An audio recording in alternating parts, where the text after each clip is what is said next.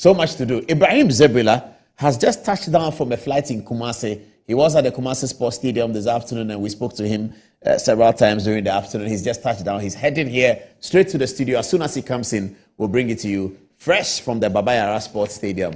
Great goal by Mohamed Kudus, always great goal. And a very predatory instincts from Semenya to pick up that ball away from the defender, who was lackadaisical predatory work from Semenya. Very good predatory work. And we got the second goal. Okay, Ibrahim will give us more details when he gets in. So that's it for our show tonight. It's going to be heavily packed. Watch out for that tape. This is the first and maybe the only time you're seeing it. It's going to show on this program. 18 minutes past the top of the hour, 9 o'clock. Just to start, because we have to put this video out and then we get it out of the way so we can roll out with the more controversial stories that we have tonight. Oh, I didn't mention it. We're going to talk about coup d'etats. Now, I've heard my friend Ambassador Kwesi Pratt, and Kwesi Pratt's an ambassador because he's an ambassador of the Cuban Revolution. And he's been talking about the coups in West Africa, and I've seen articles that says Kwesi says he's expecting 4 more coups. Today I was watching a video from Kokoko, the Peace FM program, where Kwesi Pratt is fighting an MPP communicator of sorts, telling him that you people say that all coups are not good. Do you now know that the 66 coup was not good? Tonight we're going to present very controversial analysis.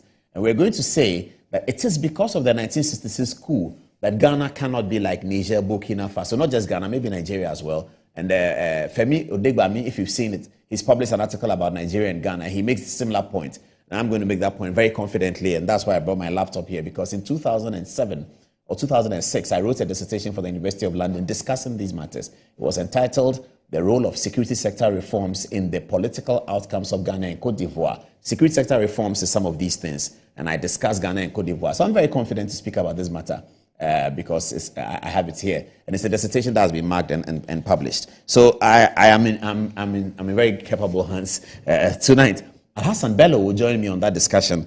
I just have to decide where to fit it. I think that from what I'm seeing on my phone, many people want to hear the IGP story and see that video first, don't you? And then they want to hear what we have to say about OSP. And then John Mahama and the coup matter are competing for the 3rd position. We'll keep looking at our phones and see what people are interested in. If you want a particular story, you can send a text to us and say, I want this story first because I want to go to bed. We are happy to do the story you want so that you can go to bed. The rest of us will continue. Now, though, let me take you all over to Cambridge University in the United Kingdom, where the Learned Attorney General and Minister of Justice, Mr. Godfrey Dame, participated once again in the Cambridge Forum. You will get the details as he speaks. This was his remarks done on behalf of the government, people of Ghana, and the judicial system of Ghana. Here it is. Good morning to everyone. I bring you warm greetings from the President and the people of the Republic of Ghana. And I feel honored to be invited to deliver this keynote address at the 40th Cambridge Symposium on Economic Crime. The Cambridge International Symposium on Economic Crime is far from being a mere talk shop. Its enviable track record for being a global platform that delivers practical solutions to economically motivated crime and misconduct worldwide is truly well established. We must applaud Professor Barry Ryder and Saul from Casey for the consistency in the organization of this symposium. The theme for this year's symposium, integrity, could not have been more appropriate. Integrity is the one word which runs through the grain of everything we do as persons concerned with enriching any system we work with. In the words of former US Senator Alan K. Simpson, and I quote, "If you have integrity, nothing else matters. If you do not have integrity, nothing else matters." End of quote. Classically, this sums up the importance and indispensability of integrity in every situation, including the creation of a world economic order insulated from the nefarious activities of criminal and unethical behavior. And I'll proceed to share with you some of the efforts made by Ghana in the promotion of integrity in the economic sector. In Ghana, public procurement plays a preeminent role in the development of the nation. At the same time, public sector corruption evokes strong emotions. In view of this, the nation has enacted a set of rules from the constitution of the country to specific laws in the financial sector, founded on the principles of integrity to regulate procurement in the public sector and to curb abuse and insider trading. Every year, The government of Ghana and the public institutions enter into many contracts for the provision of infrastructure, goods and services. The Procurement Act regulates such procurement undertaken with public funds.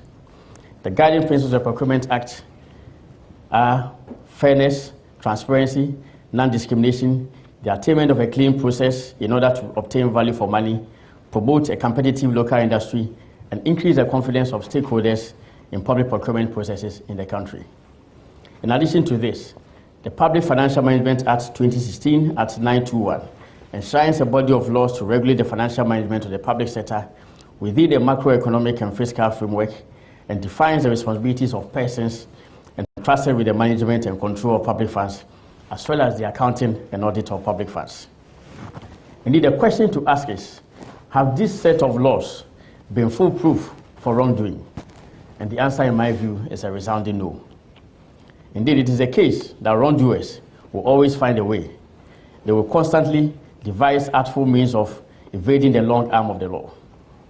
In spite of these protective measures, corrupt activities occur at every stage in the procurement process.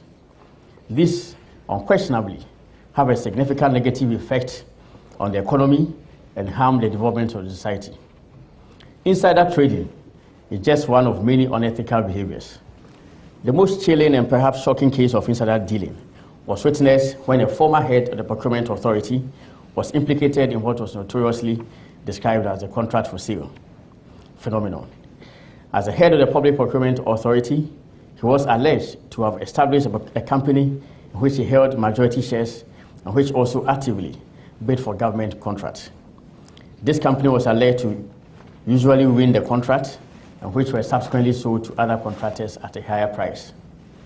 The revelation of this act promptly resulted in the termination of his employment by the President of the Republic and withdrawal of his membership of various professional institutions and subsequent prosecution, which is still ongoing. Indeed, last year, I spoke at this symposium about a phenomenon that had afflicted the financial sector of Ghana between 2018 and 2020. That is the emergence of many unlicensed financial entities operating illegally. The leaders of such entities often lived a lavish lifestyle on the proceeds of their illicit activities. I indicated that prominent among such entities was an amorphous organization operating a microfinance institution under the guise of, and guess what, gold trading, illegally using the name of a bank. It called itself Men's Bank and metamorphosed into a number of names before eventually taking up the name Men's Gold. People paid their life savings to the suspects in the case, resulting in losses worth millions of dollars and in some cases, loss of lives. The misery and distress caused to many homes nearly unleashed a social crisis as riots and demonstrations broke out on the streets of Accra and other parts of the country. In reality, people lost their homes and some marriages even broke up as a result of the Men's Gold phenomenon. I am happy to state that after painstaking investigations, criminal prosecutions has commenced against the perpetrators, and at least by the grace of God, justice will be served to victims of those dastardly acts. The government of Ghana has boosted the whistleblower regime by promoting a law to amend the Whistleblower Act of 2006. And this amendment, recently passed by Parliament about 2 months ago, introduced a reward system for whistleblowers. The amendment ensures that 30% of all revenue accruing from cases conducted on the strength of whistleblowers' activity is paid into the whistleblower fund, and 10% of the income directly generated by the whistleblower's efforts paid to the whistleblower. Coupled with the centrality of access to information, we have identified a policy of digitization of the Ghanaian environment as crucial to the creation of accountability and integrity in society. Policies like a robust national identification system, digital property address system, paperless port systems, e-justice system, pensions and insurance data, and a digitized land title registry have as their overarching objective the need to enhance transparency, accountability, and efficiency in the public space. A digitized environment ultimately helps to eliminate and prevent corruption in various institutions and agencies. Important institutions of state like the Passport Office, Ports and Harbours Authority, Office of the Register of Companies, the National Health Insurance, Authority and the Driver and Vehicle License Authority, which were hitherto fertile grounds for corrupt activity, have been remarkably transformed beyond recognition. We must be acutely aware that the development and integrity of the global financial system are at risk from exploiters of weaknesses in the system to perpetrate financially motivated crime. But we can conquer wrongdoers and opportunists through a coordinated effort based on mutual cooperation between criminal justice partners and the private sector worldwide. We need to punish corruption and other forms of economic crime through a fair, honest, and efficient justice system. As I have indicated before, a robust legal system underpinned by the rule of law goes hand in hand with economic prosperity as it bolsters the confidence of the people and deters perpetration of wrongdoing. The efficiency of a nation's justice system is tested particularly by the speed and efficiency with which cases seeking to hold so-called high-profile members of society and their privilege to account, as well as top financial crimes, are conducted. May we be guided by the words of the former American, or the famous American salesman and author, Zig Ziglar, and I quote, "Integrity gives you real freedom because you have nothing else to fear, since you have nothing to hide," end of quote. I wish you all a fruitful week as we listen to the rich insight of the distinguished and accomplished speakers from around the world gathered here. Thank you very much. God bless us.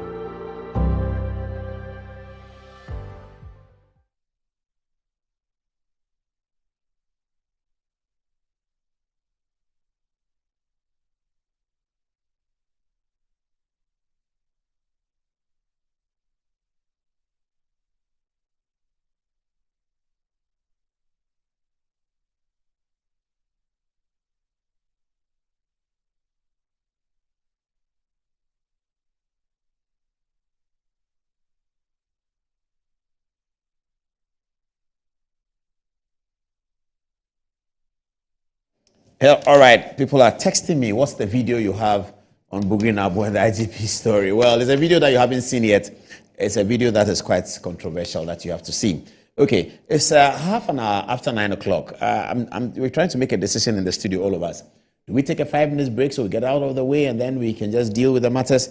Maybe we should. If you're ready, Mikhail, you think we should take a break now? Yeah. All right, okay. Everybody agrees that we take a break. Sorry, viewers, if you are ready. We'll have to take this commercial break. It's 5 minutes long. After that, when we come back to the studio, we roll out with the IGP story. You can't miss that one. We'll be right back.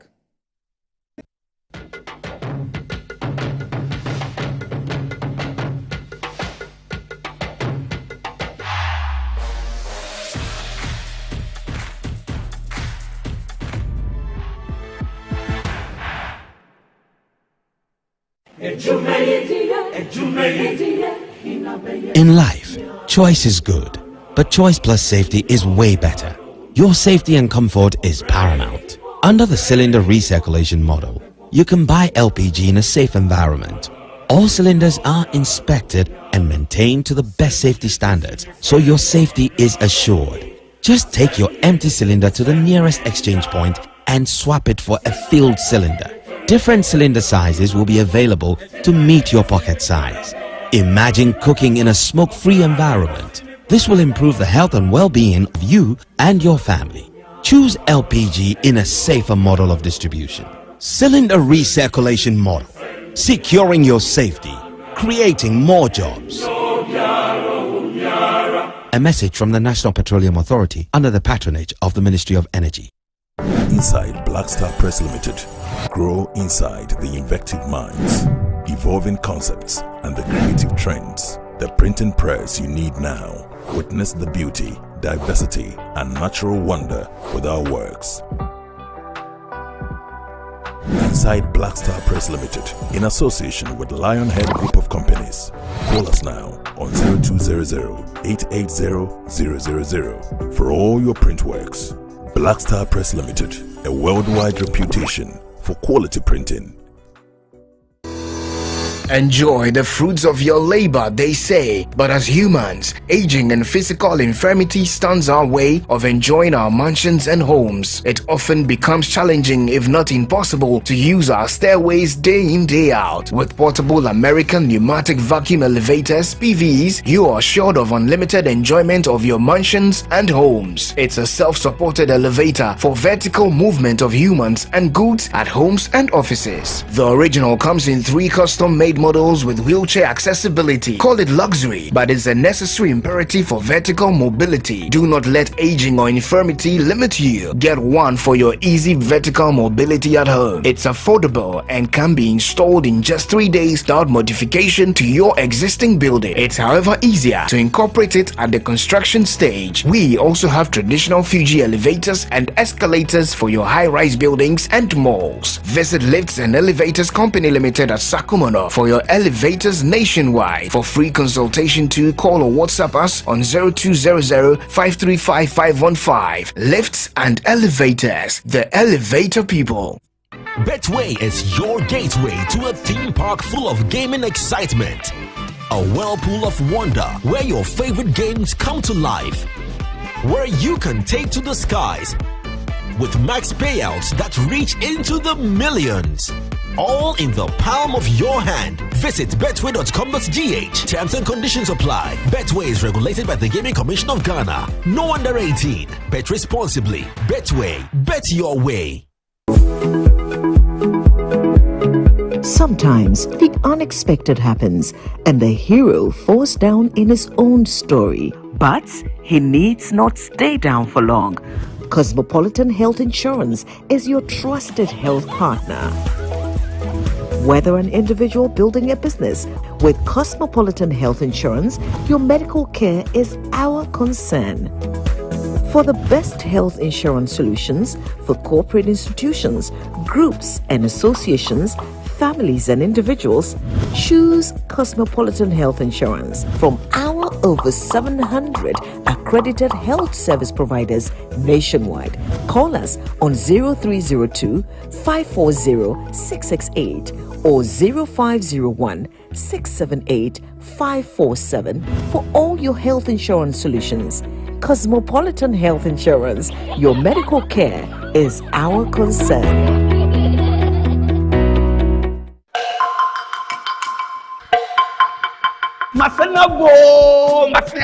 They say, you see, you call cashless. Say, cashless here. You say, you can be a wish office. You see, the power up or back. And also, another you'll be beer. Set up auto credit. Set up auto credit to know what you should. So, what problem be a person used for after he answer overcome power up. So, and one on better was send be up. So, only smartphone and money now. And there's only data and so on. And it's new will be. And one said, who bring your young phone. Oh, sorry. Who bring your phone. No one direct *226# You are through there. You see the power up no mobile money, Visa card, MasterCard, a BHP you never be sent. You see the power up. But how to show it down some simple.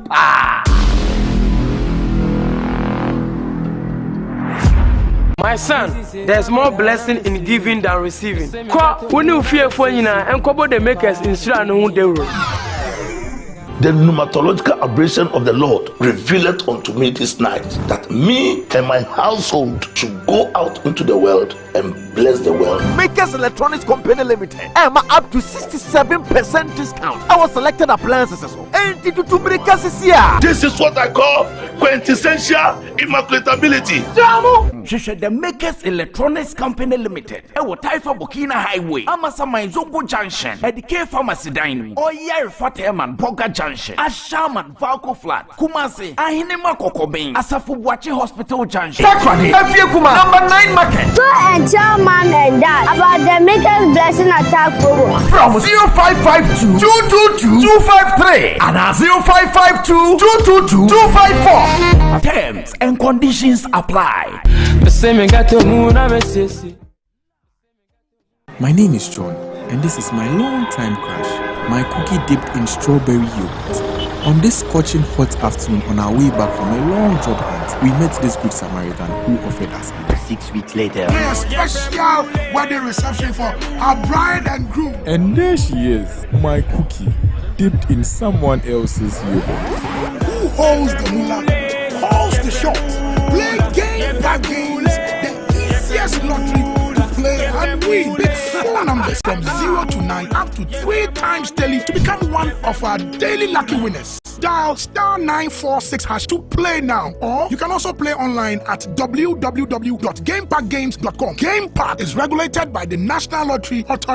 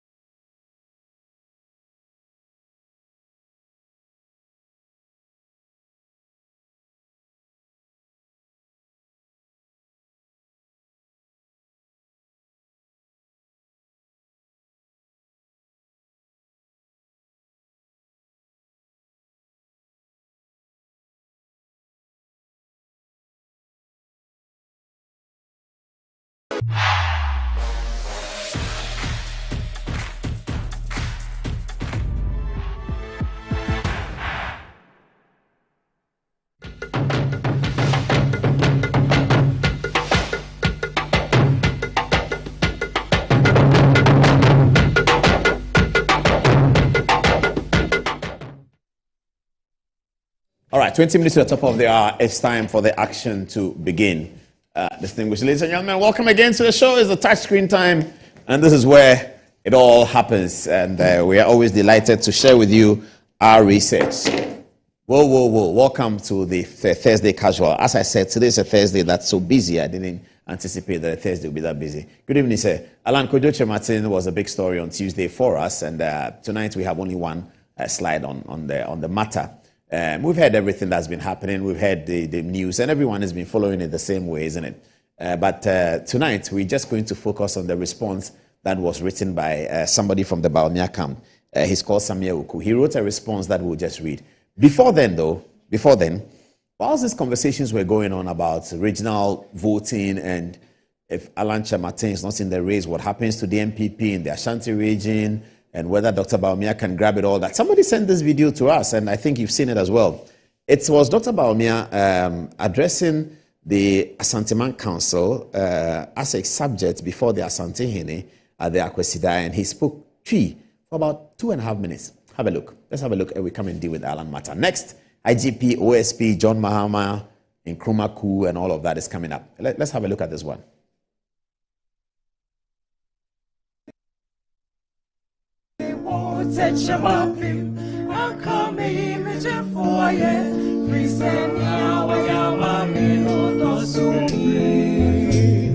Oh yeah, yan kwanshirafo adini na sutofo eradi bawumya yiwaye mano adai tochi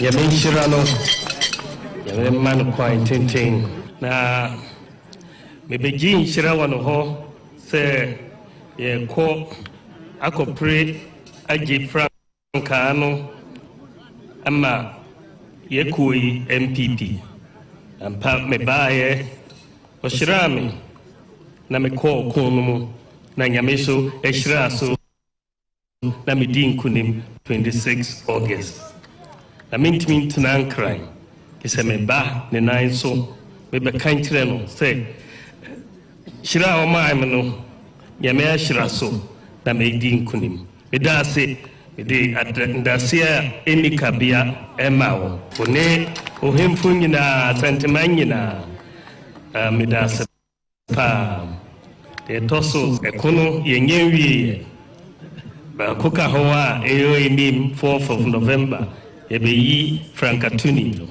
meda so hia nhyira no na me di me de se de no betu ni bi se ma me nhyira na kyerɛ me kwan na me mfa nkɔ tu ti meda wase pa ya me nhyira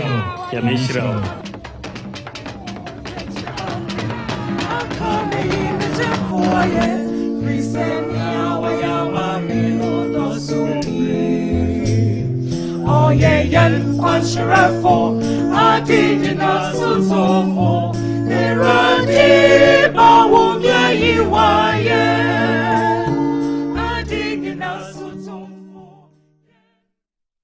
Next year's campaign is going to be very feisty. So that's Dr. Bawumia speaking to the Asanteman Councillor. The subject of the Asante Hymn, expressing his gratitude before the Golden Stool for the advice and whatever the Golden Stool offered to him to assist him to have crossed the path that he has so far crossed.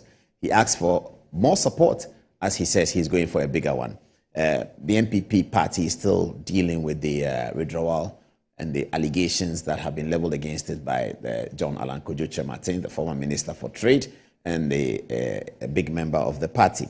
Samuel Oku wrote this, and I thought that it was quite well written. He says as follows: to Team Bawumia, this is definitely not the time for us to make it us versus others in our party or time to pass uncomplimentary remarks to aggravate the wounds, as Dr. Bawumia has admonished us, his campaigners. Instead, he says, this is a time to reach out to each other, each and everyone, to make the 2024 campaign and election victory a possibility. To all the supporters of the candidates who couldn't make it to the top 5 and supporters of aspirants who made it to the top 5, please let's come together, he says. Let's solve our problems together and once again position the NPP still as the party of choice ahead of 2024's general elections to deliver economic prosperity for our nation, Ghana. The challenges, he said, that we face today as a party and country may be fearsome, but so are our strengths. Dr. Bawumia and his team will work hand in hand with each and everyone within the NPP and outside the party to once again deliver victory in 2024. I miss my brothers and sisters in all the camps of our party. Please come, let's work together. To my very own astute communicator and sister, Honorable Catherine Afeku, Yaboabin Asamoah Esquire, Hobson Adoye, Davis Ansaupoku MP, and Honorable Samuel Kwejo Nuama Collins Randiowuso Amankwa, Richard Berry Masapon, you have done a good job and been greatly missed. Come join us and let's all work for another emphatic new patriotic party, NPP, victory, development in freedom, he says, in 2024. The journey won't be easy, but with you all playing a role, Dr. Bawumia can surely lead us to break the 8. I kindly call on you all on behalf of Dr. Mahamudu Bawumia to hit the road together. It is possible together. That was the concluding remarks in the statement that was issued by Samuel Oku, by and large, to which the Bawumia campaign seems to associate. And the language seems very impressive for a political party that is in the fisticuffs of primaries. It looks like the language is very temperate and is very, very impressive. Okay, now we are done with that story. Let's get to the IGP story. It's getting very interesting. So the narration of the tape, if you can give me the yes. If you can put it on the screen, yes. I'll start with, I'll come to this. This is the latest. It's signed by Grace Ansa Acroft. She's Assistant Commissioner of Police, ACP, and she's Director, Public Affairs. She signed a statement. I'll come to that in a minute. That's our starting point, though. But here is a story. So we all wake up one morning and then there's a conversation between some people. We don't even know who they are. I didn't know Bugri Nabu that well. So people told me that it's Bugri Nabu. Can't you hear his voice? I said, I don't know his voice that well. And then there's a COP, they said he's retired, and then there's another person in the video. And then I get a call from somebody and says, I know the people who are in the video. It is Asari, the one at Jubilee House. I said, okay, I've not met him. He said, no, he can talk to you. What he said in the video, he has been saying it all the time, something like that. Okay, the Speaker of Parliament and Parliament take an interest, rightly so, and set up a committee. So at the committee here, which we are now beginning to see what has happened, the most controversial interview so far for me was the Bugri Nabu interview, where he discussed how he recorded and why he recorded, and that it was about a lobbying session and all of that. And then suddenly today, as we're preparing for the show, we get another call, very ferocious inquiry. Guy sounds very, very angry. He says, look, what is the police talking about? Are they interdicting somebody for the person lobbying to be IGP and telling the committee that he's lobbying? Didn't Dr. Dapaah lobby IGP? I'm the one that he lobbied. He came here, he gave me his card. I went to give it to the president. I said, hey, stop. These things you are saying, please, stop. Say it one by one. He says, yeah. I said, no, you can't. If you're angry, we can't listen to you. He said, no, you have to listen to me. I said, well, but if you have a story, you are calling us at past 6 o'clock. We are very busy putting our documents together. He said, you need this document more than any document tonight. Mr. Paul, I'm telling you. He came to lobby us that he wants to. That time, Appeal 2 was IGP. And he came here that he wants to see the old man, and we took him there, and then we took him to Bugri Nabu. He doesn't know Bugri Nabu. Dr. Dapaah doesn't know Bugri Nabu. We took him to Bugri Nabu. This is somebody talking to me. It's not me. I said, so we took him to Bugri Nabu at where? He said, well, we met at Marina Mall. I said, wait, what is your name? He mentions his name. Where do you work? What is your phone number? Is your phone number registered to your name? He said, yes, I've registered it, my SIM. If you type it, it's my name that will come. Write my number down. I wrote it. He said, I said, but why are you so angry? He said, but if somebody is lobbying for IGP, is that why you interdicted? Didn't you? You came to us and we went to lobby and you told us that Appeal 2 was an NDC man. And I said, I don't know. I can't vouch for all of that. Okay. I said, listen, I will not be able to use this evidence that you are sharing on TV unless there's something more substantial to it. He says, I have a video. I said, video of what? He said, let me send you the video that you look at it. He sent us 12 videos. We analyzed all the 12 videos. We can share only 17% of the videos with you because of legal issues and all of that. But we do have custody of these videos. And the information in the video is something. Okay. So we are going to build the story this way. You know that we are going to be sure that we don't step on any legal toes, but we'll still give you the information. Our first duty is to check whether the videos and the data and the content that we have, it's public interest. We have satisfied that. This is clearly public interest. In fact, Parliament is conducting an inquiry on it. So that is of public interest, is clearly underlined. So we don't have any problems there. It's public interest. So we'll show it. We'll show those that we can. And those that we can is only 17% of it. We have handed over the videos back to some appropriate authorities to look at the videos, synchronize it, and tell us a synthesis analysis of what it is. Why is this person saying that and all that? So they are important people. They work in the security setup. They will tell us that. But we do have permission to show you 17% of the video. So this is the starting of our story, the interdiction. And thanks to Richard Sky of City FM, he's done some work on the interdiction and the legal co-meanings about it. And I terribly enjoyed reading that analysis. So I asked my people to consider it. We'll factor that in the analysis that we do today. Here, though, before I get to the video itself, I'll show you just a little bit of the video and then wait for the full one, and then I'll come back after I've done the analysis. Have a look. This is a little bit of the video.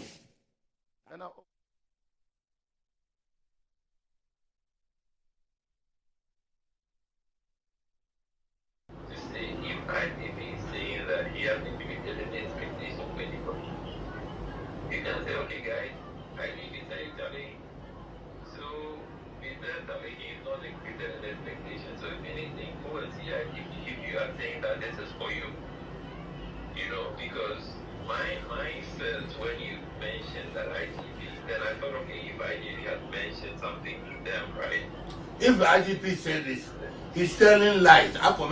He's a big man. I don't want to say that he's telling lies. IGP told me and told them too that he's giving you me a contract then.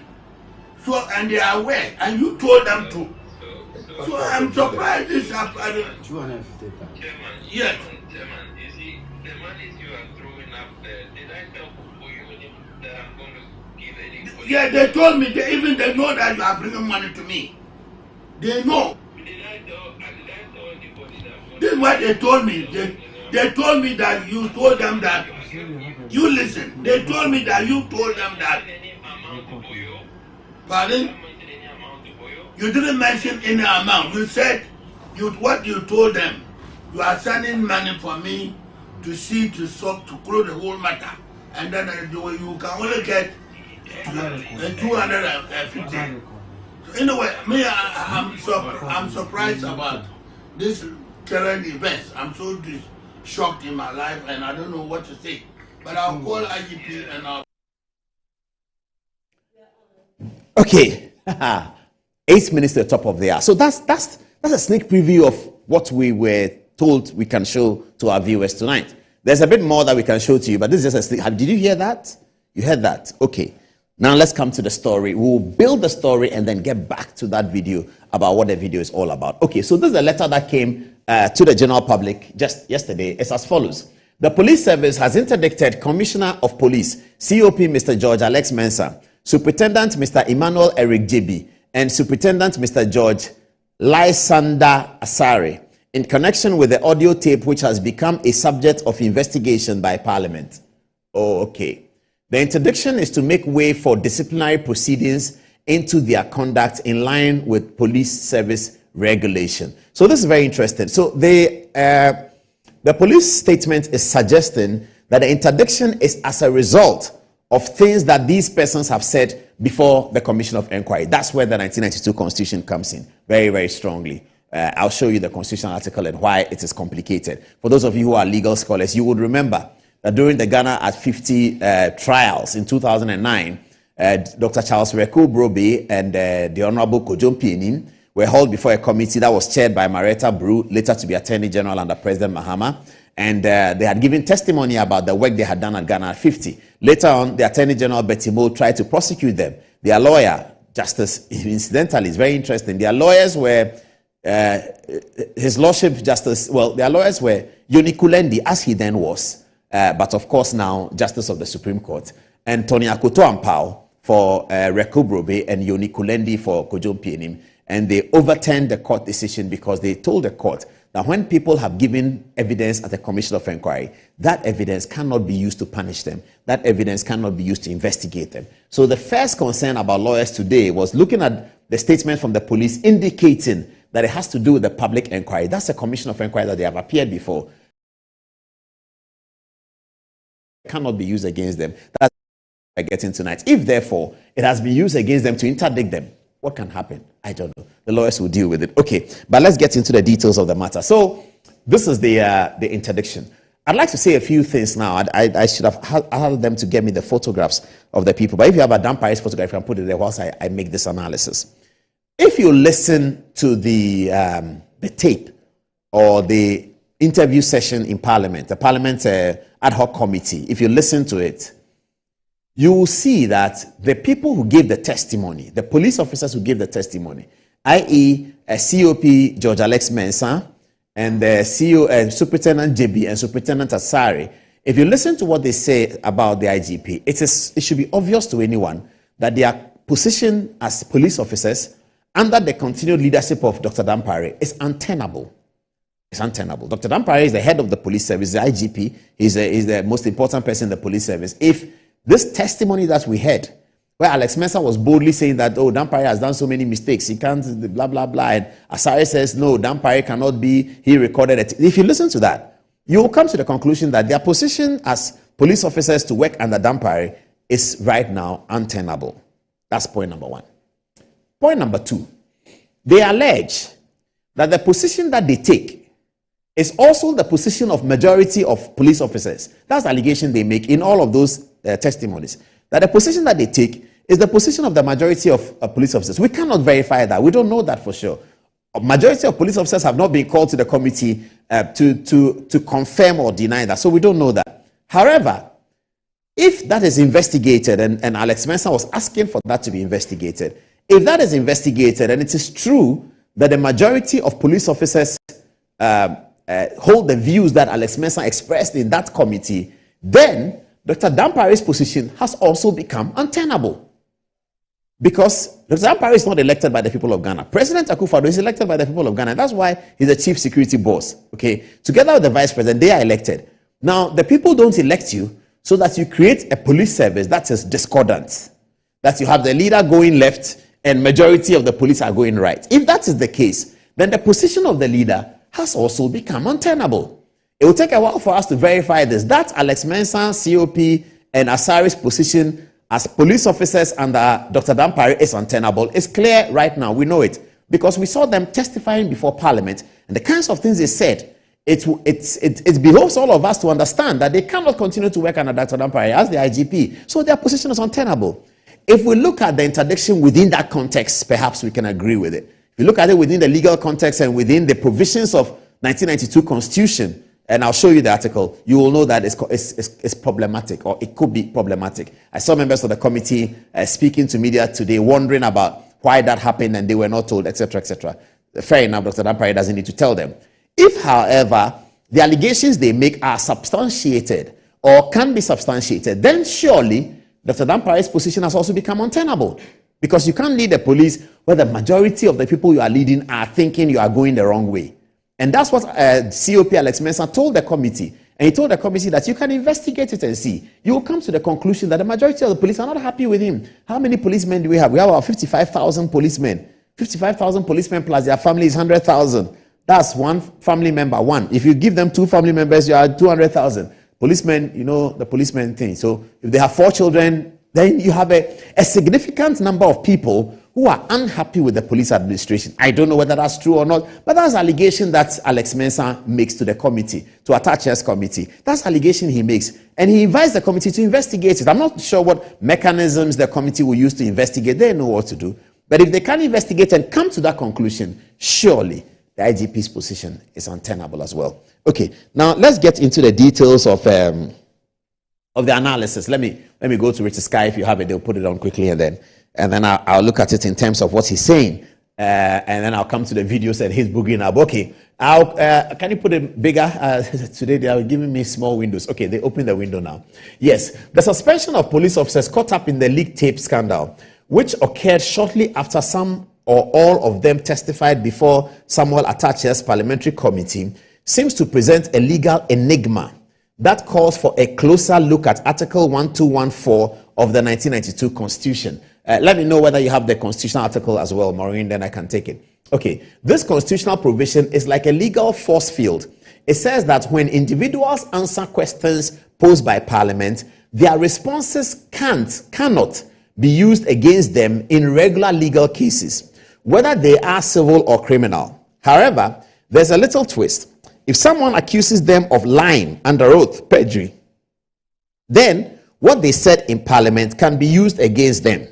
It's essentially a safeguard to shield people from their own words, in most cases outside Parliament, unless they are accused of telling lies. I think he wants to say, okay, so the understanding is that if somebody appears before a committee in Parliament and says that, oh yes, I was there when they recorded the thing, I deliberately did it, and oh yes, we did that operation because of that. Oh yes, we purported to commit that crime because of this and that and that. All that gamut of information that the person presents, having spoken under oath, cannot be used against him either in civil or criminal cases. It cannot be used against him. That's the position of the constitutional article 1214. That's the position. So Alex Mensah goes to the committee and said, yes, I was lobbying to be IGP. Yes, I was. I told Bugi Nabu to go to the president and lobby for me to be IGP. That testimony would appear to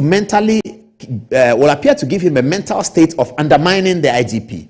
But it cannot be used against him unless you can show that he perjured himself before the committee, that the things he told the committee he knew or ought to have known that they are not true. In that case, you can use it against them. And without that, you can't use it against them. So if you juxtapose that against the police statement, which says that they have been interdicted on account of testimony they gave to a parliamentary committee, that's problematic. Interdiction is a punishment. They are being punished for testimony they gave, something that Article 121 says you cannot do. And high court rulings have been given on that. So we'll go on and see what it is. Okay, but here's a twist, he says. Why did the police service seem to drag its heels, waiting until after a public grilling by a parliamentary committee had already started before suspending these officers? It's like a legal waiting game of some sort. Okay. Moreover, there are real concerns about whether the upcoming disciplinary proceedings will be conducted fairly and impartially, free from any influence brought about by entirely understandable public sentiments against the suspended officers. His worry is particularly valid because of the rather unsettling nature of their testimonies before the parliamentary watch dog committee. Okay, I think the point that is being made is that now they are interdicted, they are under disciplinary situation. These are people who have directly attacked the IGP. The disciplinary situation that is being undertaken is headed by the IGP. Whether he's part of it or not, it is him. Nemo judes in causa sua. The Latin phrase in law. Nemo judes in causa sua. You cannot be a judge in your own cause. The IGP is in this cause. It is about him. Alex Mensah is alleging against him. Asare is alleging against him. JB is alleging against him. He's the head of the police institution. All committees of the police work under him. Nemo judes in causa sua. How is he going to be a judge in his own cause? That's problematic. That's the point that Richard Sky is making. That's problematic. How are you going to be this is the IGP's court. And he's going to treat people, discipline people in the court who have accused him of something. He's not an arbiter. He's not an unbiased arbiter. He's a completely biased arbiter. If he wants to be an arbiter, he cannot be an arbiter in that situation. The Anglo-Saxon common law does not allow a biased arbiter. This is not civil law. Civil law, they do. They call them judge advocates. In common law, we don't. In common law, we don't do that. The umpire must be completely unbiased. That is why you hear Opuni go to court and say that Justice Honenuga can no longer sit on my matter. And the court says why? He said, oh, he went to a festival and he told his friend that Opuni will be jailed. And the court said, this is true. The Supreme Court ruled by a 3-2 majority that Justice Honenuga, things you said about Opuni, you can, because the Anglo-American common law is like that. You cannot be a judge and have a position and be biased. So even if you are ruling, you are doing a case in a court, and a judge looks at the accused person and said, hey, you go to jail, you see. That's all. You can't continue to be a judge. The lawyer will file an application, it will go to the Chief Justice, they will say that you have evinced bias. That's how they will say it. You have evinced bias, and so you're out. So how does the IGP purport to use the police disciplinary systems to discipline police officers who are working under him, who have accused him directly of something? Now, they are going to be brought to the disciplinary committee to discuss the accusations that they have leveled against the IGP before a parliamentary committee. That sounds completely incongruous, and it sounds like an abuse of the process. But we'll see. Now, let's talk about the more tricky bits, Richard Sky says. Can the police service carry out proper disciplinary procedures that follow the rules while also respecting Article 1214? It's a bit like juggling legal apples and oranges. This gets even trickier because the internal investigations is scheduled to happen after some or all of these officers have publicly admitted their alleged involvement in the leaked tape during their parliamentary testimonies and added more shocking claims. It's like trying to square a legal circle. This matter seems to be setting the stage for a thorough examination of Article 1214 and how it works in the real world. It's not just about this case. It could have consequences for future situations where what's said in Parliament gets mixed up with regular legal proceedings. As we seek answers to these burning questions, we must, he says, as a nation, strive to make sure we uphold our constitutional principles and keep justice alive in our legal systems. The issues raised here may, to some, come across as a little storm in a teacup.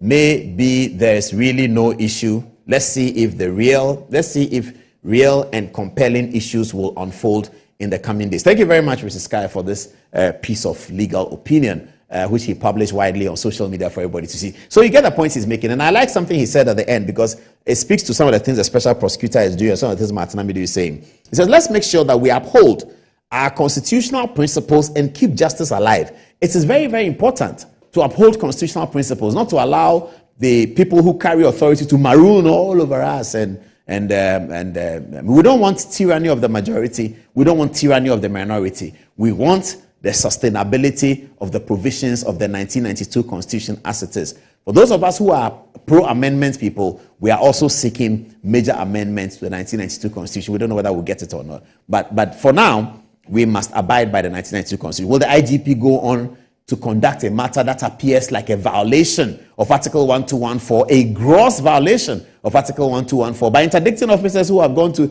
make? That's the point he's making. This tape has been around for such a long time. You didn't interdict anybody. They go to Parliament and speak, and then you interdict them because I think he's being told that it is in Parliament that now they have confirmed that they have done it. But the Constitution protects one who confirms to Parliament that he has done something. And we have seen it happen before in the High Court. So let's see what happens. It looks like it's going to be very, very interesting. Okay, so let's go now to watch those tapes that may have infuriated the police service for them to do. We just watch one or two of them. Then we get to the Bugri Nabu new videos that we have. So this is, I believe, it's Asare. Is it Asare, Mikhail? It's Asare we have. Okay. I believe this Asare appearing before the committee in the first instance. Let's have a look. 7 minutes past the top of the hour. We are still live on Good Evening. Let's see Asare. And he has lied on several occasions. I have Alhaji Bugri Nabu on tape. Everything he came to say here on video in his office, the same office. His relationship with IGP and contracts. 40,000 boots contracts. My brother, but you were very good and said you speak in camera. Have you forgotten yourself? Yes. Ask your very simple question. Sorry. Whether you appear before the Honorable Chair, sorry. Okay. Honorable Chair, I'm all right. Sorry. On this note, I think it is very opportune that a lot of things will happen in camera. Mr. Mensah said, Mr. Chairman, my intel suggests that what was used to tape the conversation was done by the current IGP. He sent some people to do it, after which he went for it. So the tape from my intel is with the IGP, and he caused it to be leaked. So if this committee wants the tape, the right person to call blah blah is the IGP. And then I want to know, why do you think Commissioner Mensah will make such a statement? Honorable Chair, with your indulgence, I also have the same intel. Sorry. I also have the same intel that yes, I should mention his name. I also have the same intel that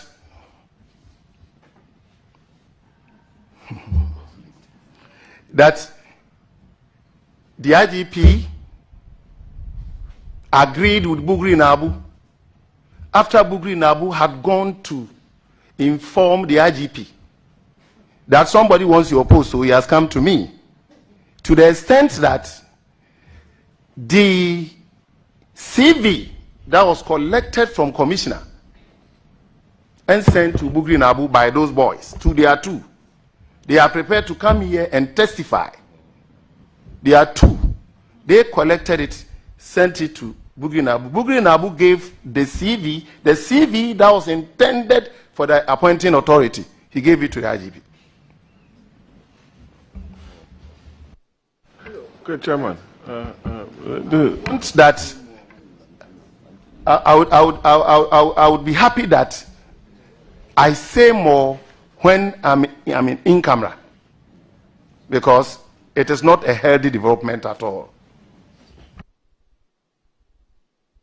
Chairman, including the two boys. They said two boys. Two boys.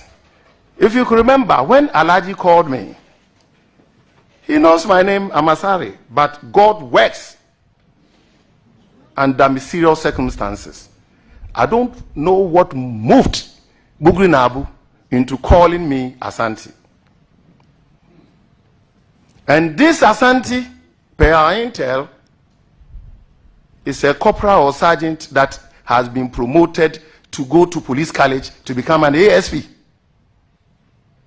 And this same ASP, it was Mr. Commissioner George Alex Mensah that made him go to the peacekeeping mission. Master, let me say this in camera. I don't know whether I should put my last question because of... Well, the in-camera conversations are continuing, and then this morning the parliamentary committee said that in spite of the interdictions that they are seeing, they will still proceed with the in-camera hearing. They also gave the strongest hint yet that perhaps Dr. George Akuffo Dapaah, the Inspector General of Police, may also have to appear before the committee. But let me read some of the interesting texts coming already. This one is interesting, so I'll read it and then we'll continue and then we'll read the main text later. It says, Paul, I have a different view from that of Sky. Natural justice and in this case, nemo judas in causa sua, is a common law principle that cannot override a constitutional or administrative mandate. I agree with that, because under Article 11 of the Constitution, the Constitution is first, and then the common law principles come back later. In fact, Constitution is first, Act of Parliament is second, usages and all of that. So common law is quite low on the ladder. So I agree with you. If it is true that common law principle is clashing with the constitutional provision, the constitutional provision will stand. That's Article 11 of the Constitution. But let's move on to what he's saying. Where a substantive law imposes a responsibility on a person, it doesn't matter whether he is an interested party or not. He just has to discharge that duty impartially, just as Aqua in the case of Chachuchi Kata. That's slightly different, where the substantive law has imposed a duty on a person. But you will see, when the substantive law, I'm not sure who is writing this to me, it doesn't say his name, but it's an interesting conversation. You will see, for instance, in the process of impeachment, the substantive law gives the Chief Justice a role in the impeachment of a judge. But if the impeachment is the Chief Justice himself or herself, he doesn't participate in it. The president does it another way. So this is not completely correct. That where a substantive matter, I think your interpretation of it is a bit too wide and broad. So let's look at the impeachment process. You see that the one who is being impeached, if that one is the Chief Justice doesn't play any role. If it's not the Chief Justice, the law under the Constitution has imposed the duty on the Lord Chief Justice in the impeachment of a Supreme Court judge. But if that Supreme Court judge is the learned Chief Justice himself, then he cannot participate, and the Constitution makes substitutes of those who can do it. So I do not really agree with this part. Let's move on. I'm sure the lawyers can continue the argument. However, he says, MPs are immune to things said in Parliament for purpose of prosecution, same as persons who appear before a committee as witness are also immune from disciplinary proceedings or prosecution. So in my estimation, the IGP is not on the right side of the law. Oh, okay. Well, he agrees with us in the end. IGP is on the right side of the law. We don't know that. That's our opinion of the matter, that, in fact, if a person has spoken before Parliament, I just received a text from one of my seniors. I won't mention his name because he hasn't asked me to. Okay, he's texted again. Let me read it. He texted and said that, did you say the reported interdiction is premised on things said by the interdicted officers before the parliamentary probe? Reading the police statement, I don't get that sense. Kindly double check the comments and the release. Then I write back to him just right now. I said, yes, senior, the statement referred to the parliamentary work. He said, and the issue of the IGP being a judge in his own court relative to the police proceedings, exactly what is your point? I believe this issue is a settled matter in terms of judicial precedent. Okay, so my point is that, similar to, I won't say his name yet, but my point is that, similar to, okay, he urges me to read the statement carefully. Can you put the statement back, the interdiction statement back? Let's look at it again, because this is a very important person. And he's saying to me that he doesn't see from the statement that there's reliance on the parliamentary work. And he also wants to ask something. He says that, what is my issue about the IGP in the process? So if, for instance, the Speaker's Committee, Parliament is the Speaker's Committee. Every committee in Parliament is the Speaker's Committee. If I'm a member of Parliament or if I'm somebody outside Parliament and I accuse the Speaker directly of wrongdoing, some wrongdoing that should occasion an impeachment of the Speaker, I accuse him directly of it. And then they set up a committee that reports to the Speaker to deal with the matter about which I'm accusing the Speaker. Then the Speaker is a judge in his own cause. The Constitution will have to find another way to do it. The Constitution finds ways to do it when it comes to the impeachment process of Supreme Court judges and the Chief Justice. For every Supreme Court judge, the Chief Justice has a role. If it is the Chief Justice, he doesn't have any role because nemo judes in causa sua. All right, let's look at the statement. It says, the police service has interdicted Commissioner of Police George Alex Mensah, Superintendent Emmanuel Eric JB, and Superintendent George Asare in connection with the audio tape which has become a subject matter of investigation by Parliament. In connection with the audio tape. Now, the audio tape had been released before. The audio tape had been held, had been dealt with before.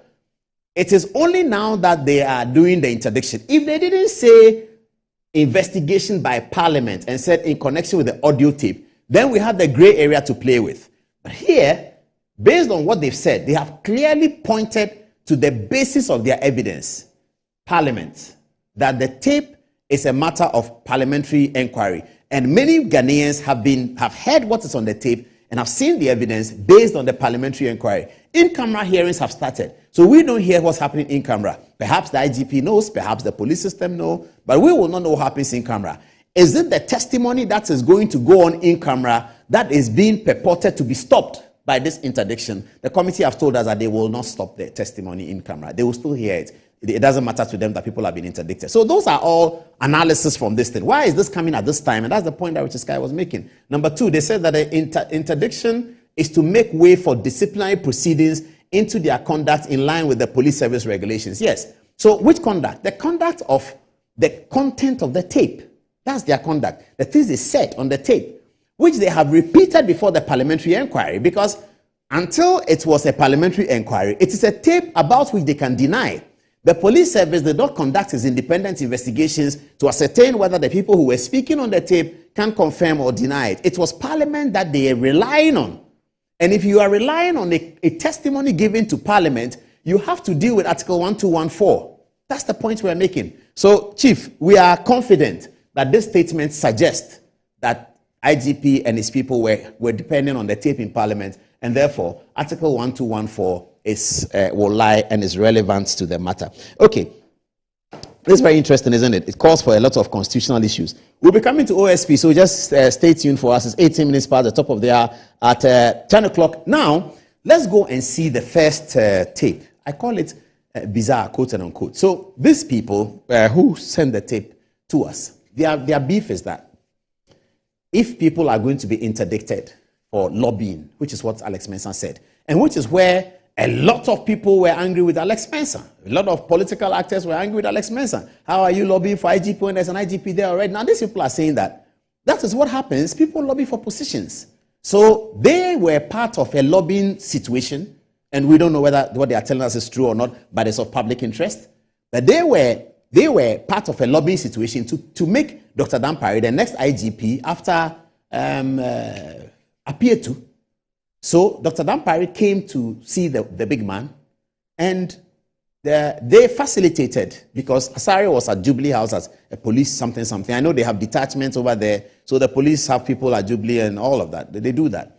So he is there. So a police senior COP wants to see the boss, so they go to him and say that this COP wants to see the boss. So they do that. And then they facilitate the meeting, whatever. COP Dapaah, according to them, comes back to them and says, I understand that I need to see a Bugri Nabu. Do you know him? And they said, oh, we know him. Bugri Nabu is our man. They said, okay, I'd like to see him. So on the day that the meeting was supposed to happen, they met at Marina Mall. Then from Marina Mall, they went to see Bugri Nabu at Cantonments near our office at Laboni. They went to see Bugri Nabu there. And then the whole meeting was about Bugri Nabu's lobbying powers to be able to lobby to have COP to become IGP. Okay, so this is what they are telling us. I said, okay, where's the evidence? I said, oh, because we did that, he even promised that when he becomes IGP, he will give us a contract through Bugri Nabu. And I said, contract? I said, oh, yes. He said, he'll give us a contract. The thing that the guy was speaking on about 40,000 boots, it's about us. It's about us. We are inside. He said, he'll give us. I said, so then what happened? He said, well, he gave us, when the contract matter came, Bugri Nabu couldn't supply himself. So he was told to find somebody who can supply. Bugri Nabu found the person who can supply, and we were told that we'll get this amount of money. We went to Bugri Nabu's office, and the amount of money that was mentioned to us had dramatically reduced. And so this is part of the whole situation that started here and there. I don't think there's any crime to be alleged in the whole process of somebody getting a contract to supply. I don't see any crime there. Police will buy boots anyway. They have to go by the public procurement regulations and buy the boots. They will determine who wants to supply the boots to them. That person must have the credentials that the public procurement authority will pass. It will always be a selection of some person. More than one person will be qualified. There will be discretion applied. It's all fair. It's part of the rules. There's nothing wrong with it. So I don't see any criminal situation about it. But it demonstrates a certain conversation that has happened before and after, and it will probably put this whole matter into proper context. So let's have a look at these videos that have been cleared for us to show to you. The first one, we have two videos, Mikhail, do we? We have two videos of the police matter. Yes, we do. Here's the first one. Have a look.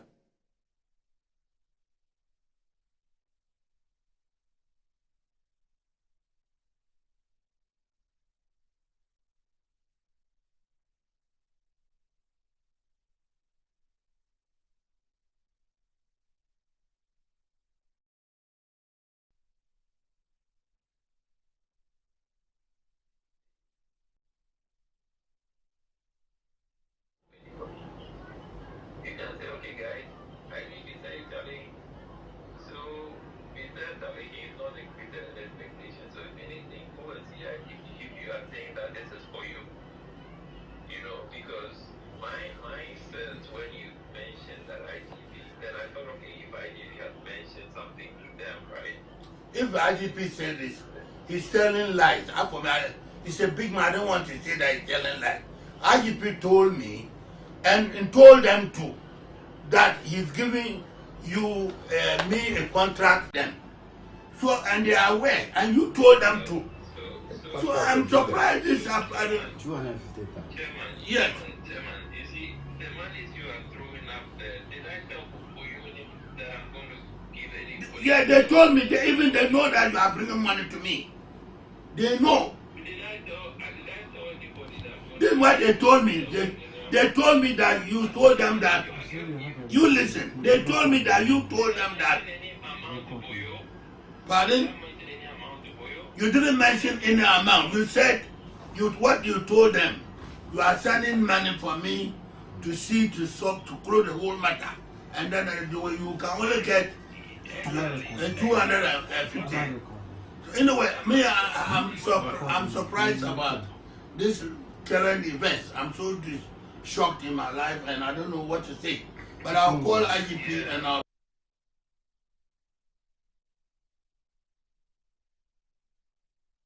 Reportedly, this is a conversation about reward for supporting the lobby to get COP to be IGP.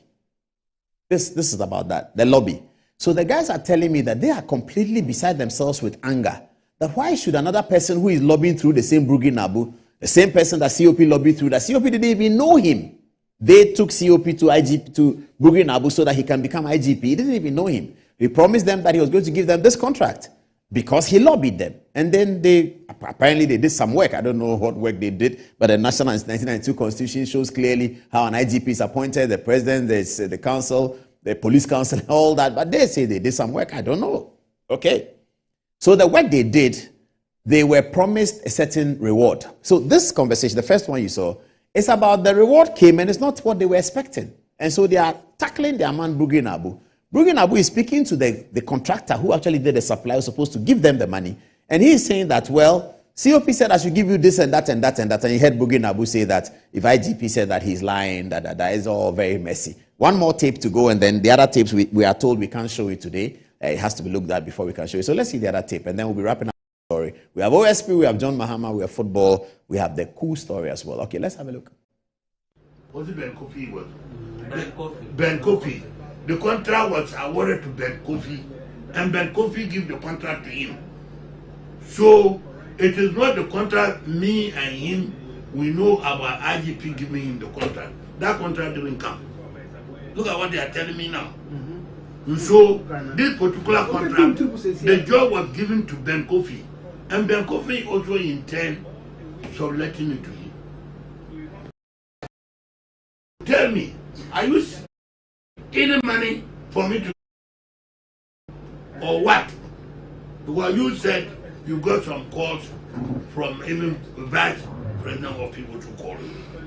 Me, I don't know how they get your number, but me, I called them. I called your sister. Your sister told me the contract was ready. So they are now going to production. Now I went to IG to see the contract was completed. If you don't want trouble, bring the money for me to give to the boys. Otherwise, I cannot guarantee you the problem can come. So he told me that today is Monday. He said today he's going to meet Ben Kofi, the person the contract was awarded to. They'll discuss it and see they can get some money. So it's not even a conclusion. Okay, so that's all we can show you for now. The person who Brugi Nabu is talking to, it was his sister that eventually qualified to do the supply. We know who the person is, but we won't bring him up now. It's not important. And as the story goes on, as the story unfolds, there probably will be a lot more that we can share with you. Wow, this is getting very, very interesting. Okay, next we'll talk about OSP. Let me take my seat and take some text messages on this one, as I also review the text messages that have been sent to my phone. So let me start with you. Antoinette speaks first. What are people saying? Thank you very much, Paul. It seems a lot of people have a lot to say about the Bugri Nabu story. Firstly, Gastiman says Bugri Nabu is establishing himself a very big business empire by using the president as a conduit. If these allegations against the IGP are confirmed to be true, then he has no right to order his men to arrest anyone in Ghana. Bugri Nabu, I greet you and your malam. Atta Bernard says the IGP shouldn't have entertained this whole thing. If you watch the committee proceedings of Superintendent Asari, they have more arsenals under their sleeves, which may dent the image and the reputation of the IGP. Why should you be worried because people are even interested in your position? Now, Christopher Kumar says the interdiction is based on the tape the Committee of Parliament is investigating. The police statement does not suggest the interdiction is based on the evidence gathered by the committee. In my humble view, the interdiction will hold and no court should overturn it. Depending on the outcome of the investigation following the interdiction, they will be reinstated or removed. Now, Bubu Klingo says, I think there's a comprehension problem. The statement didn't say the interdiction was in relation to anything said before the committee, but rather in respect of the tape itself.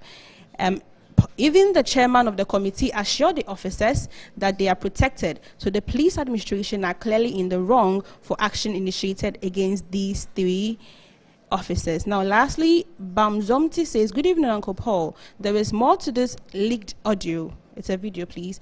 Seriously, something is ringing in my ears that the IGP has a lot to let us know. Heard this tape was recorded way back 2 years ago. So my question is, why have they leaked it now?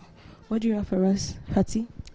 Okay, this is coming from Sir Bauer, and he says, this is what we called insightful journalism. Paul, you are simply the best. Keep up the good work. Coming from Gibor Strokes, he says, this is a criminal case. Dapaah bribed Bugri Nabu with a contract. Coming from Bubu Klinogo, he says, Paul, you and Sky are confusing yourself. If the CJ does not act which someone considers to be illegal or unconstitutional and heads to the Supreme Court, who will constitute the panel to hear the matter? Coming from Atta Bernard, he says, the IGP is digging his own grave. If you watch the committee proceeding of Asari, they have more arsenals under their sleeves, which may dent the image and reputation.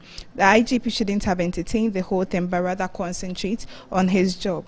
Coming from Benjamin Dancy, he says, good evening, Paul. The IGP himself must be interdicted and sued because he did all the installations. Coming from Maxwell, he says, the issue of institutional laws conflicts within 1992 Constitution needs to be looked at properly, because these are the same contradicting powers the EC chair have been saying they are not mandated by law, and therefore going ahead of certain decisions without following the due process with this in the 1992 Constitution. Al-Hassan Salif says, great representation. Coming from David Mattis, says, Paul, the fact that the majority police officers are unhappy doesn't necessarily imply that Dapaah has done something wrong. It could be well that he's doing something to stop a negative and pervasive subculture in the police service. And lastly, coming from Francis Tosu, he says, I'm at loss as to whether the IGP is right to order the interdiction of officers who openly accuses him. It's not fair in my view. The parliamentary committee must get the officers released for the to be free and devoid of intimidation.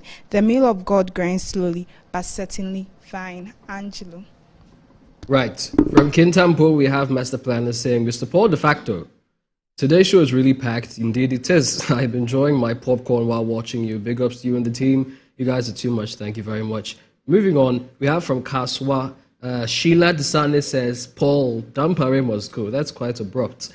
Moving on, Junior Akbar says, for me, actually, I think that what the police is saying about the IGP, I think they have to investigate him. Because if the police are not happy the way he handled them, he needs to be investigated. Well, okay, that's quite direct. Felix from Yarifa says, social media lawyers are too many.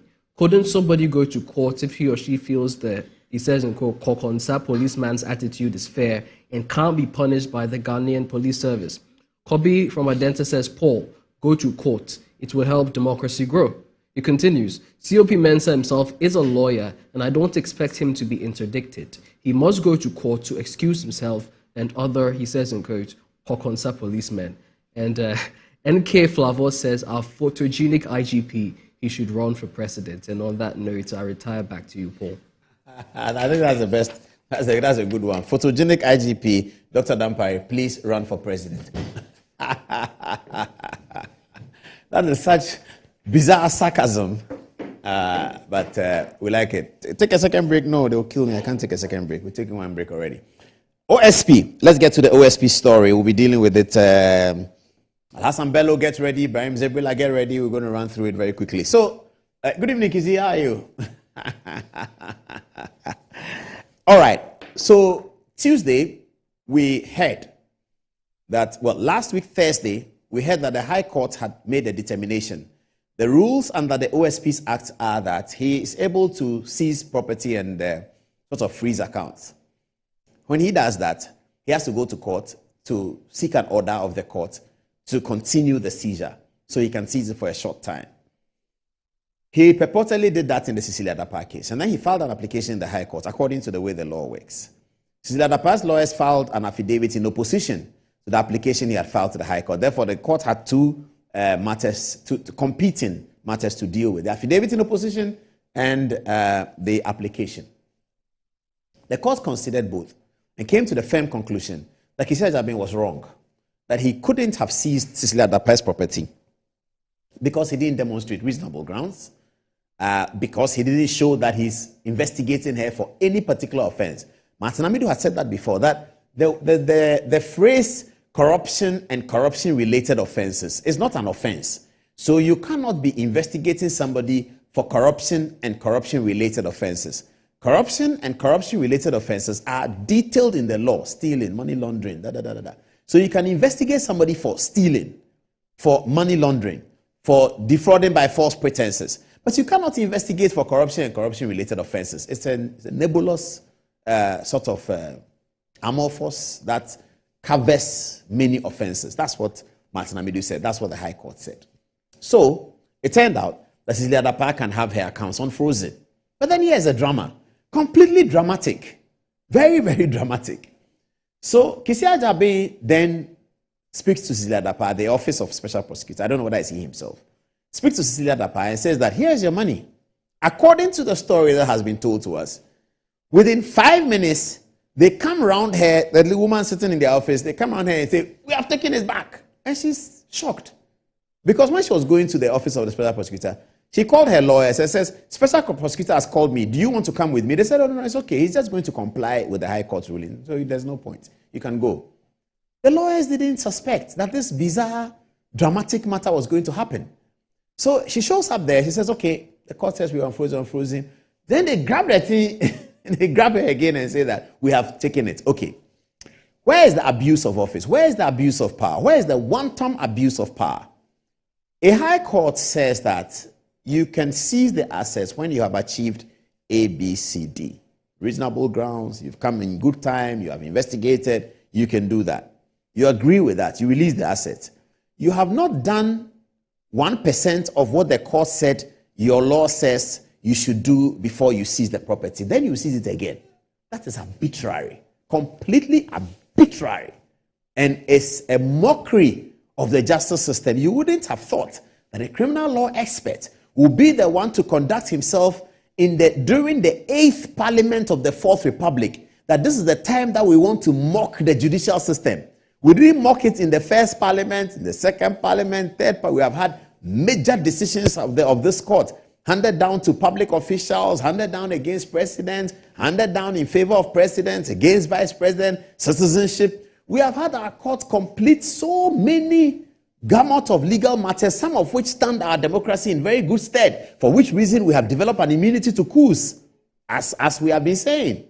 Then here comes a criminal law expert who wants to demonstrate that he is able to mock justice and presents a total mockery of the justice system, that he is creating the situation where the High Court judge has been put into complete, total, and absolute ridicule. That has been done by a criminal law expert, a former lecturer at the Faculty of Law, a special prosecutor. When I start reading what Martin Amidu said, you will understand it. What Kisia Jabin and people have done in 1990 under the 1992 Constitution ought to be commented upon and a book be written about it. This is the highest form of the mockery of justice that you can have. Because you can release the matter to the thing to Cecilia Dapaah and proceed to investigate her. You are the special prosecutor, you can investigate her and tell her, Madam, I'm investigating you for stealing because I have reasonable grounds to do so. I can investigate you for stealing. The other day, he said that the basis of his action was that when they asked Cecilia Dapaah about the source of the money, she was oscillating. She didn't say it well. She said like this, like that. That's the first time he's telling us. After the High Court ruled against him, that's the first time he's saying that. And he said, as a result of that, he proceeded. That was, for him, that was a reasonable grounds. The court said, no, that's not reasonable grounds. Reasonable grounds must be more substantial. And he comes and, I mean, right now, think about it. The High Court judge has been put into total and absolute ridicule. And the High Court judge is not a human being. The High Court judge is an institution of the Superior Court of Judicature, recognized under the 1992 Constitution as one of the most important pillars of democracy. And he mocks it. That's what he does. He mocks it. He says, okay, High Court says, I can't take the money. This is a canker to our democracy. It's dangerous to the sustainability of our democracy. These are the things that are dangerous to sustainability. And I'm expecting civil society to come out and tell Kisia Jabin that you cannot do that. Martin Amidu is not the only one who should be commenting. Civil society should come out and tell the Office of the Special Prosecutor, you cannot mock the judicial system that we have so carefully protected since 1992. You cannot come and mock the judicial system. The other day in 1969, the Supreme Court ruled that Prime Minister Buzia was not able to sack Salah in a famous case entitled Salah vs. the Attorney General. 565 or 68, Apollo 568, 568 civil servants were dismissed by the Prime Minister of Ghana. One of them, Kojo Salah, went to court, to the Supreme Court, that me, Prime Minister cannot dismiss me. I work with the civil service. The Supreme Court held that he was right. This was a Supreme Court that included Archer, included Anigia Jage, and very, very important judges. And they came to the conclusion that the Prime Minister is unable to do that. The Prime Minister responded in a speech and said no one can tell his government who to employ and who not to employ. This was in 1969. And we who came to read the literature were told that Professor Buzia had attempted to conduct a mockery of the judicial system because he spoke in response to the Supreme Court ruling. That's not the end. Then we were old by the time this one happened. 1993, the Supreme Court again. 31st December is a public holiday in Ghana to celebrate the events of the coup d'etat of Flight Lieutenant Rawlings and his co-was the unwarranted coup d'etat. Today I'll be talking about it. The most unwarranted coup d'etat was 31st December. Anyway, they were celebrating it. They celebrated every 31st December. As children, we were happy that it's a holiday because in the night we'll go to church. So 31st is a holiday. That's how we grew up. 31st was a holiday. Anybody in my generation knows. Even today we forget. I say, 31st. They say, I forget. It's not a holiday anymore. Then we remember it. Because for most of our lives, 31st has been a holiday. Okay. In comes one person. Goes to the Supreme Court. The New Patriotic Party is the person. A writ is filed by Peter Ajete to challenge holiday of 31st. Ajete makes a very important philosophical argument that we now have a constitutional rule. Rawlings is still president because he won the election. A constitutional rule cannot be seen to be celebrating a coup d'etat that overthrew a constitution. It's incongruous with the spirit of the 1992 Constitution. The court held that correct by a 5-4 majority. They ruled that Ajete was right, and 31st December cannot be celebrated as a holiday. Flight Lieutenant Rawlings responded at the El-Wak Stadium, wearing military gear in the company of all his soldiers, and said that no court can tell him what to do. And he got Kwesi Botre and others to speak on that occasion at the El-Wak Stadium. We call that an attempt by Rawlings to mock the judiciary. That's 1993. 2003, 20-something years later, was it 30 years later? Kisia Jabin wants to demonstrate that he has enough power to mock the judiciary.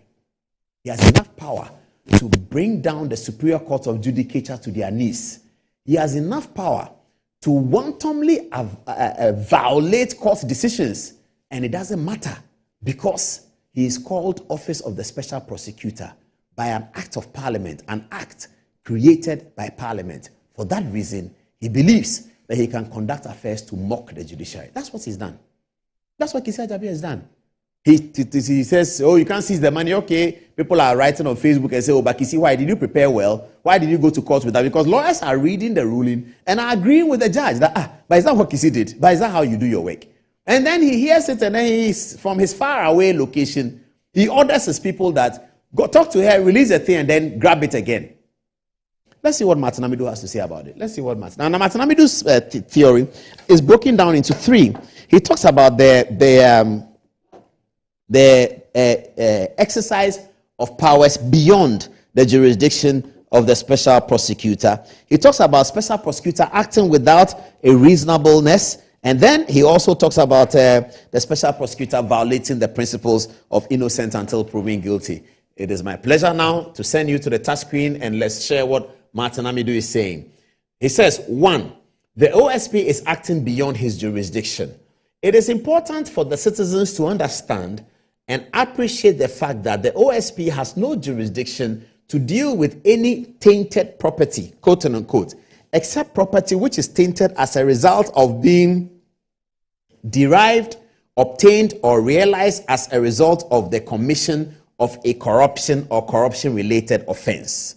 So that he's saying that the OSP cannot say something is tainted and that's enough to go and seize anything. As stipulated in the 11th offense as defined under the section 79 of Act 959, there is no tainted property over which the OSP has any power to investigate, which is not interlinked and interwoven with or having been used in the commission of an offense, unquote, which in this case means a corruption offense. There is no independent offense known as tainted property for which the OSP has statutory authority under section 79 of 959 to go about arresting, searching the premises of citizens without a warrant from a court and freezing them without a prior reasonable ground of suspicion of the commission one of the 11 specified corruption offenses. Okay, I get it. 2, Martin Amidu asserts that the seizure was without reasonable grounds and therefore illegal. Martin Amidu goes on, Mr. Cecilia Dapaah, without any reasonable grounds to suspect Cecilia Dapaah of having committed or about to commit a corruption or corruption-related offense, such as abuse of public office for profit or other corruption offenses, abused his authority, Cecilia Dapaah abused his authority by arresting her and searching the premises of her husband and her fishing for evidence of a corruption offense amidst media fanfare and publicity. We have said that already. The High Court on 31st August 2023 refused to permit Cecilia Dapaah to profit from his unlawful fishing expedition in search of evidence to investigate and prosecute the suspect. The OSP under Cecilia Dapaah now turns round by his press release dated 5th September 2023 to depend upon the evidence he obtained by unlawful means for which his application for confirmation was refused by the High Court to purport to designate the subject matter of his failed application to the court as tainted property, again under section 32(1)(a) of Act 591, without stating the specific corruption offense he is investigating against the suspect and how the property became tainted property. So that's Martin Amidu's view of the matter. Let me ask Cecilia Dapaah 2 questions. I need the photographs of Charles, the 2 Charleses, and I'll ask him 2 questions. 2 questions, then we are done. 2 questions. 2 questions. Now, the question is, and this question I asked last week of the Attorney General, Godfrey Diebo Adame, the Chief of Staff, the Honorable Frema Opare, Finance Minister, the Honorable Ken Oforiatta. The question is for them. Why does Cecilia Dapaah live outside the country to do his work? Who is paying for it? Why does he have Ghanaian policemen with him in New York, with him in Pretoria, with him in China? Why does he have Ghanaian officials with him outside the country, staying for long days, weeks, months, that he is doing his work? Which work is he doing abroad? Here is Charles Edubwine, the former Minister of State at the Ministry of Finance. 1 year after President Akufo-Addo referred Charles Edubwine's matter to him, and I keep stating, a lot of time and a lot of money has been spent on this matter. I repeat that. A lot of time and a lot of money has been spent. The people who are listening to me, who know the story, know what I mean by time and money. A lot of time and a lot of money has been spent on this. 1 year now, he has not been able to issue a report about the Charles Edubwahi matter. Just yesterday, he was in court with Charles Bissiu. He didn't show up. The court has given him 2 opportunities to respond about the freedom of a Ghanaian, the issues about a Ghanaian relating to gold scandal and gold stealing and gold this, gold that they were doing, all the gold things. Charles Bissiu has gone to CID. He's gone to court to prove his innocence. He sued the special prosecutor. Come to court and come and answer about the freedom of an individual. He's in Pretoria. He's in China. He's in New York. What's he doing there? He's working as special prosecutor of Ghana from Manhattan. And Ghanaian police are with him. We have videos where he's walking around New York and Ghanaian police are with him. I mean, what's he doing abroad? Yeah, officials travel abroad all the time. We just showed you the Attorney General's video speaking in Cambridge. What is he doing abroad that long and working there? That's a question for the Attorney General. This is not even a question for Kisia Jabin. I don't know whether he's done anything wrong. I absolutely don't know whether he's done anything wrong. These are the facts of what is happening. We, viewers, you have to judge it. And that's why I'm putting the question to Minister of Finance and Economic Planning, the Honorable Ken Ofori-Atta. Attorney General Godfrey Adami, the Chief of Staff.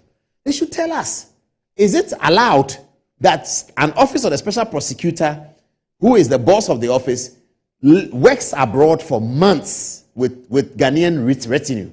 Is that allowed? Anyway, that's our matter on the special prosecutor. How are you doing, by the way, Charles? How are you doing? Good evening. This is Martin Amidu. This is Cecilia Dapaah, and this is Kisia Jabin, who we are alleging tonight that he has conducted himself in a way that presents a mockery of the established judicial system and the established judicial proceedings that we have held sacrosanct since 1992. Today, Kisia Jabin is mocking it and making it look like it is nothing, that a judge can say anything about your freedom and it means nothing. The public official can arrest you again. The public official can seize your money. You can go to court all you want. It will mean nothing. That reference to the court, that submission to the court actually means nothing. That's what Kisia Jabin has done. Anyway, we'll leave it there. Now they want me to take the break, and I may take the break now. Or shall I take the questions? What do you recommend? The break. Okay. So that's the last break, isn't it? Okay. It's 10 minutes on top of there at 11 o'clock. Let's take a break. When we come back, the questions are here, and then there's a lot to happen. The Nkrumah story and the Jamahama story are suffering. But we'll see how it goes, because we still have to close in at least 15 minutes from now. Viewers, thank you very much for keeping with us. We don't like to keep you so long on Thursdays because you know it's been a long week and we know that you're tired. Commercial break now. We'll be right back.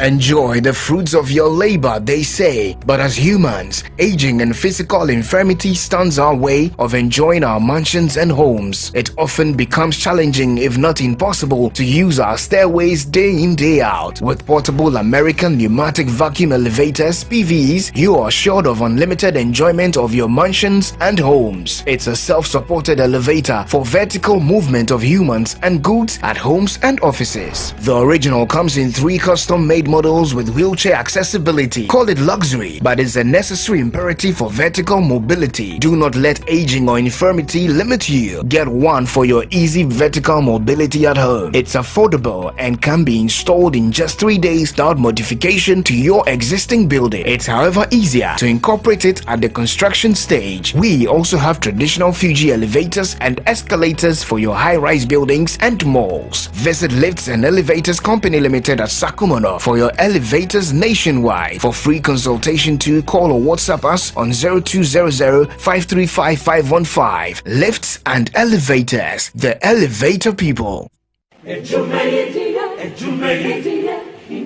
In life, choice is good, but choice plus safety is way better. Your safety and comfort is paramount. Under the cylinder recirculation model, you can buy LPG in a safe environment. All cylinders are inspected and maintained to the best safety standards, so your safety is assured. Just take your empty cylinder to the nearest exchange point and swap it for a filled cylinder. Different cylinder sizes will be available to meet your pocket size. Imagine cooking in a smoke-free environment. This will improve the health and well-being of you and your family. Choose LPG in a safer model of distribution. Cylinder recirculation model, securing your safety, creating more jobs. A message from the National Petroleum Authority under the patronage of the Ministry of Energy. Betway is your gateway to a theme park full of gaming excitement. A whirlpool of wonder where your favorite games come to life. Where you can take to the skies with max payouts that reach into the millions. All in the palm of your hand. Visit betway.com.gh. Terms and conditions apply. Betway is regulated by the Gaming Commission of Ghana. No under 18. Bet responsibly. Betway. Bet your way.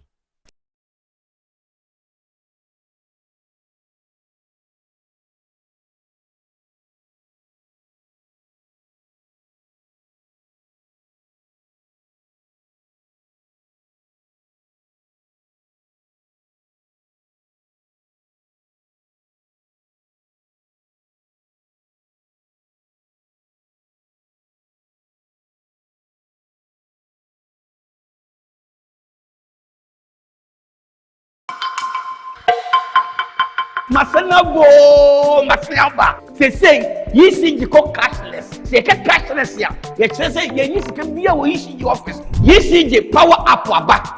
And also, another you'll be beer. Set up auto credit. Set up auto credit and no one issue. So, what problem be a person using for after in answer overcome power up. So, and one on better was send be up. So, only smartphone and money how. And there's only data and so and it's you will bring. And one said, who bring your young phone. Oh, sorry. Open your phone. No one direct star 226 hash. You are through there. You see the power app no mobile money, Visa card, MasterCard, a BHP here.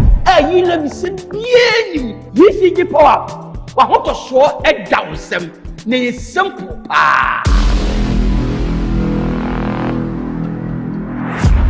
My son, there's more blessing in giving than receiving.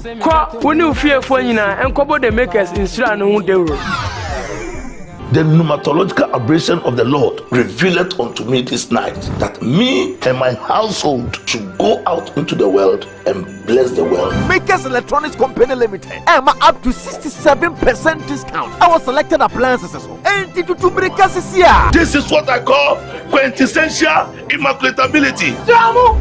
The Makers Electronics Company Limited. Taifa Burkina Highway. Amasama Zongo Junction. At the K Pharmacy Dining. Yer Fateman Boga Junction. Ashaman Valco Flat. Kumasi. Ahinema Kokobin. Asafu Bwachi Hospital Junction. Sakradi. Number 9 Market. Go and tell mom and dad about the Makers Blessing Attack program. From 0552 222 253 and 0552 222 254. Terms and conditions apply. The same got to moon. Yamawako about the button Nadum Auto Fix and Accessories. Ahadie, a bano care see near Wakadia. Ubenya Biaha. Care Bian how any new here. Yansu ye were winning before or best son we amount. Nadum Auto Fix and Accessories ye jume did ye. 24/7. Ye see engine. Brake, battery, yes, a sour tie. Say bano car wash dia. Je wo abe fun fidelity say steamer ye the whole car engine abra nsuo car engine nim ye san ye detailing metre say ye betwetwe car no mu ba bia ma o ye wi a ya san polish car na ma o kama enye we no monko ye san to car batteries tires rims any de keke kan Manadum Auto Fix and Accessories ema o car ensi ne dadem na nwu adwuma ma o hwehwe ye chira kwan wo dansoma na sorry dan ho a ene KFC bon hwanimu e won kran se wo information anansem bi se bia 024 651-9369. Nadum Auto Fix and Accessories. O kwan so yon kwa papa.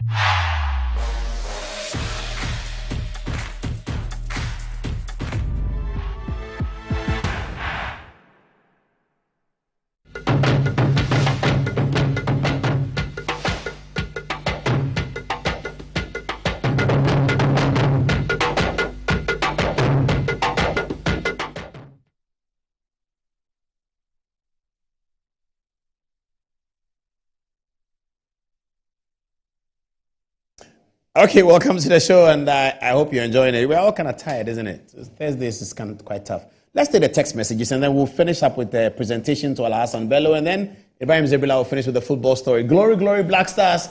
They won 2-1 and have now qualified for the AFCON tournament in La Côte d'Ivoire. Perhaps next year we can go to Côte d'Ivoire and enjoy some of the development of Alassane Ouattara.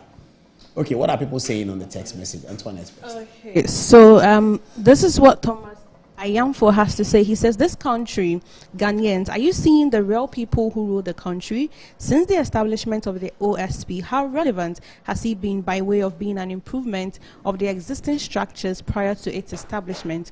Sparkling Stone says, I think the OSP is befuddled by his links and corrupt deeds with Anas when he served as Anas's lawyer. Edu Amankwa says, but Paul, the Attorney General did the same to Paul Afoko's brother. What is your opinion on that as well? John B. Campbell says, the OSP is one of Nanado's failures, I think. It's waste of Ghana's money again. The special prosecutor needs to be sacked. He is not doing anything special. He is just enjoying our money. Lastly, Junior Akbar from Tamale says, for me, I'm beginning to feel that the special prosecutor's job has ceased because I'm not beginning to think that a special prosecutor is not a proper lawyer because all the things he's doing always goes against the law. I think if he can't do the job, he should resign so that they put a proper person who is willing and able to do the job for Mother Ghana. That is all. Fatih. All right, this is coming from Mahami Adams, and he says, Mr. Paul, the IGP should also step down for smooth investigation. It appears the allegations of his officers are gaining more grounds. The reason why he is interdicting his people are also applicable to him. At the end, the innocent Ghana is going to suffer with all these plots. Coming from Mahami Adams again, he says, I have strong feeling that the IGP himself should also go as well. Nobody is clean among them. Coming from Nana Kweku Boateng, he says, the IGP is behind all these scandals. He knows very well he has served his tours in office as the IGP, and in recent times, all past IGPs served 2 years. So then, let's let the leak this video into the public domain and let Ghanaians start talking about it. For me, stay full-time in office, simple. And this coming from Alexander Sefa. He says, Samia Oku write-up seems impressive. However, the NPP leadership should be mindful how they are publicly endorsing one candidate against the officers and also minimize some of their utterances. If they do not take care, it would be very difficult to unite the party after the internal elections. Election is a secret ballot. Why are the leadership forgotten about the task ahead of them after the election? It would be difficult for reconciliation. Angelo. Right. We have Chris Doga watching us from Akachi side. He says, good evening, Mr. Paul. Congrats for good work you're doing. This is what we call journalism. Moving on. From Lord watching us in London, he says the IGP should be made to appear before the parliamentary committee. Yamusa Ibrahim from Tema East says, hi Paul, I'm most grateful to you and your team. Please keep it up. I'm with you always. Thank you very much for that. Now, Prince Bransa watching us from London, from the University of Lincoln in England. He says that, Paul, even without the legal protections that these officers enjoy under the Constitution for testifying before the parliamentary committee, it is unfair for the police administration to interdict the officers when Parliament is still engaging them. Parliament has not made any determination related to their conduct, so in what capacity is the police administration taking this action against the affected officers? This is a clear case of sidestepping the authority of the parliamentary committee. Simply put, whoever issued the interdiction letter is also in contempt of Parliament, and Parliament must not waive the offence. Now, Juna Akbar says, Paul, sorry if I may ask, the special prosecutor is acting like he's the owner of the law because it's like he doesn't want to do things in a proper manner. Akbar, I'm not sure that's a question. Felix Umayarifa says, Paul, so far as Cecilia has subjected the NPP to mockery, nobody in the party sympathizes with her because she should have handled this case well. How dare her? I think you mean to say, how dare she? Keeping such big money in this room, creating impression as if everybody holding position in government has some money under his or her bed. The OSP should deal with her. So he take exception to her keeping money in her house. Kobe from Adenta says, take it easy, Paul. You are sounding a bit emotional. Kisi Ajabing is only doing his work. Well, I don't know what you have to say about that. Back to you, Paul. Okay, welcome back to the show. Thank you very much. What's the time now? It's past 11. Viewers, so the decision is to drop the 2 stories on the cool story. It's quite elaborate philosophical story. So we'll do it on Tuesday.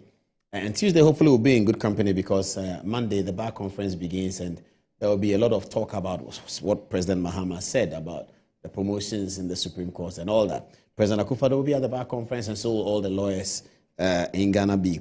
So we will just bring Bello in, not just to talk a little bit about what we're going to do, and then to make this presentation. And Ibrahim Zerbila will come and complete our chat tonight. Alasan Bello, how are you? I'm fine. So what do you have here? When the people are crushed by their leaders with the complicity of judges, it is up to the army to give them their freedom. Jerry John Rawlings. Okay, interesting. So I was going to make the point. I told you the other day about what my point is. Let's keep it for Tuesday, about the statistics school and why it is. Okay.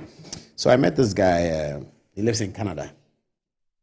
And he told me that he's been watching you. He said he's a mentor to one of our guys. There's a guy who has been here before. He was school prefect in Presec. He's a product of free SHS. He started medical school in Ghana. He got a scholarship. He's in Canada. And this guy is a mentor to him. So that's how he identified me. I saw him in Laboni. He said, he likes Alasan Bello. Showing me on his phone how he shares your videos and all of that. I said, we are trying to buy a laptop for Bello. Will you contribute? He said, of course, he will. When he gets to Canada, he sent me the money. So took his money, our money, that. I went to Joseph Sian with Japan, the boss, and I said, boss, you need to give us some contribution. We are buying a laptop for Bello. He said, Bello, there ain't any Bello. And I said, the guy, he said, oh, yeah, there, pow. The international security, oh, yeah, there, papa. I said, we want to buy a laptop. I said, he will help. So, with all those people, Alasan Bello, here's your Apple laptop. Right. Hopefully it will help your research so that when I call you, you are not in Medina and this and that, and you have to trek to BAM library, then I'm shouting on you that 2 hours, you haven't done it, you say you don't have laptop, you see your phone. So this is it. Sure, no disappointment. No disappointment. Congratulations. And thank you for the good work. Your research is being recognized. And a big thank you to everyone also. Yes. So everybody here contributed for us to get this to Bello. Okay, now that Bello has his machine, he will leave and Ibrahim Zerbila will come. In the meantime, Mikael will be reading the LPMs for us. Okay, so let's focus on Mikael. Ibrahim is coming to tell us what happened in Kumasi. Thank you, Bello. Okay, so Mikael is reading text messages. They will take Mikael and then Ibrahim will come to join us. Yes, Mikael, over to you. Great, so we've got a treat for you. It's the Betway cash out offer. And now it says, yes to call. Betway's cash out just got way better. Our enhanced early, partial, and auto cash out feature lets you cash your bets out early, cash out a portion of your ongoing bets, or even set your bets to cash out automatically. All this to give you way more control over every thrilling bet you place. Sign up today at betway.com.gh. Terms and conditions do apply. This is regulated by the Gaming Commission of Ghana and it stresses no under 18 betting. Betway, get way more. Back to you, Paul. Okay. Is that all the LPMs? You're done? Yeah, just one. Okay, all right. Hey, Chief, you've had a long day. Yes, when I woke up, you had called me in some bus, you were going to Kumasi. When did you get to Kumasi? So I actually joined the bus.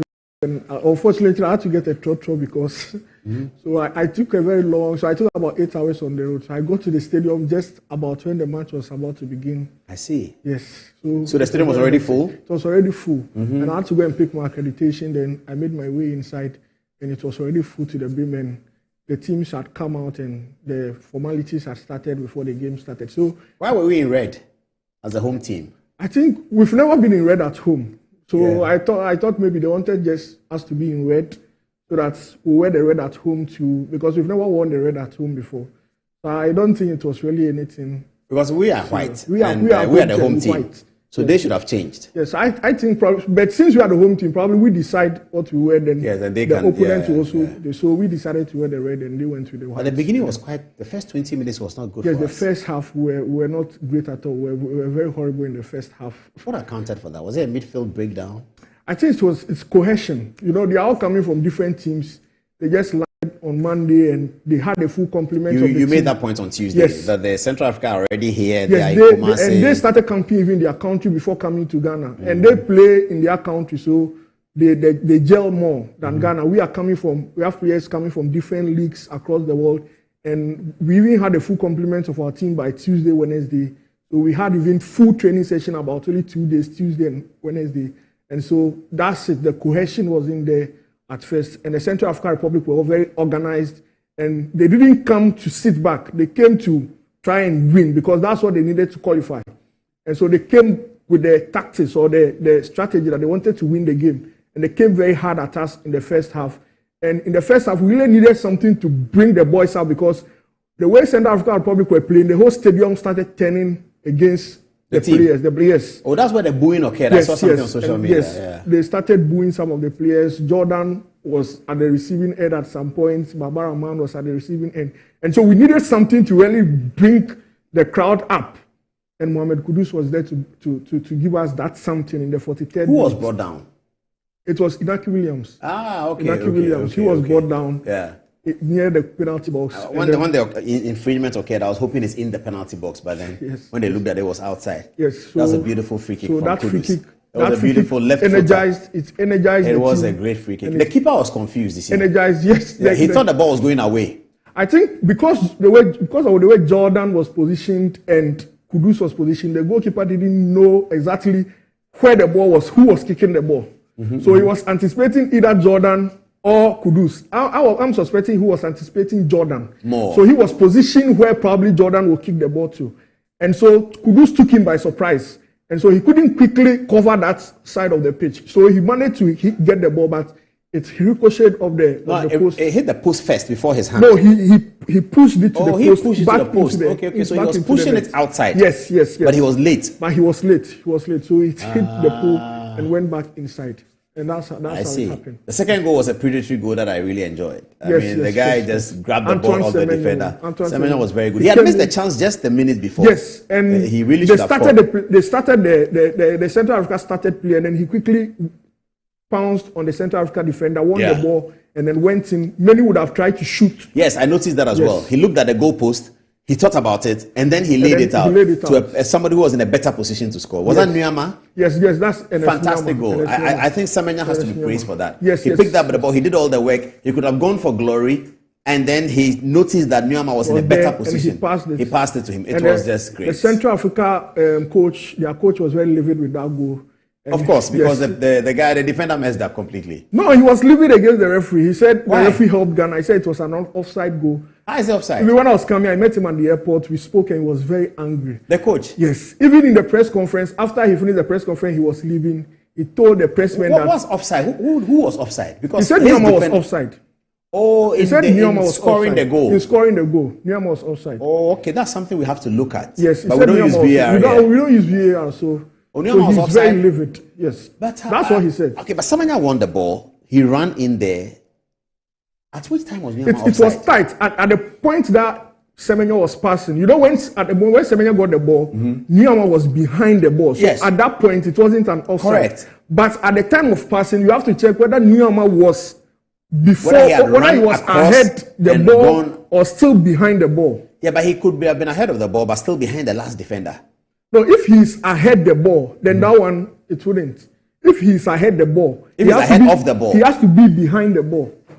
But you can be ahead of the ball and there's a defender with you. It's a defender that determines offside. No, the ball, when there's no defender, you use the ball. Yes, I know. But there was no defender? Yes, when he had gone past the defender. So when you go past the defender, now you try and use the ball, whether he's ahead the ball or he's behind the ball. But if he's behind the ball, he's still offside. No, if he's behind the ball, he's not offside. Garnacho was behind the ball, he was ruled offside. If he's behind the ball, he's not offside. But Garnacho was behind the ball, he was ruled offside.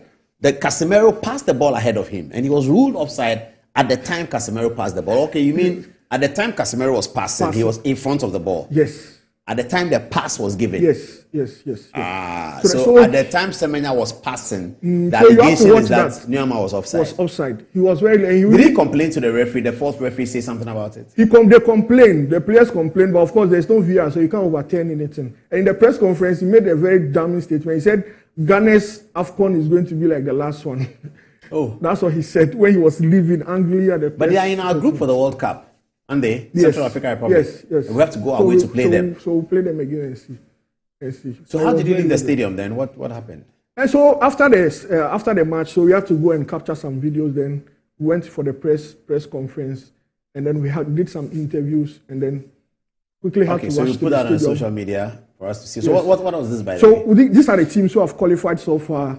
We have, now it's 24 teams for the AFCON. Oh, I see. Yes, now it's 24 teams. Since the last edition, since Egypt, the last one was played in Egypt before Cameroon, it was made 24. And so these teams have qualified. And today we had 3 teams joining. These teams had qualified before today.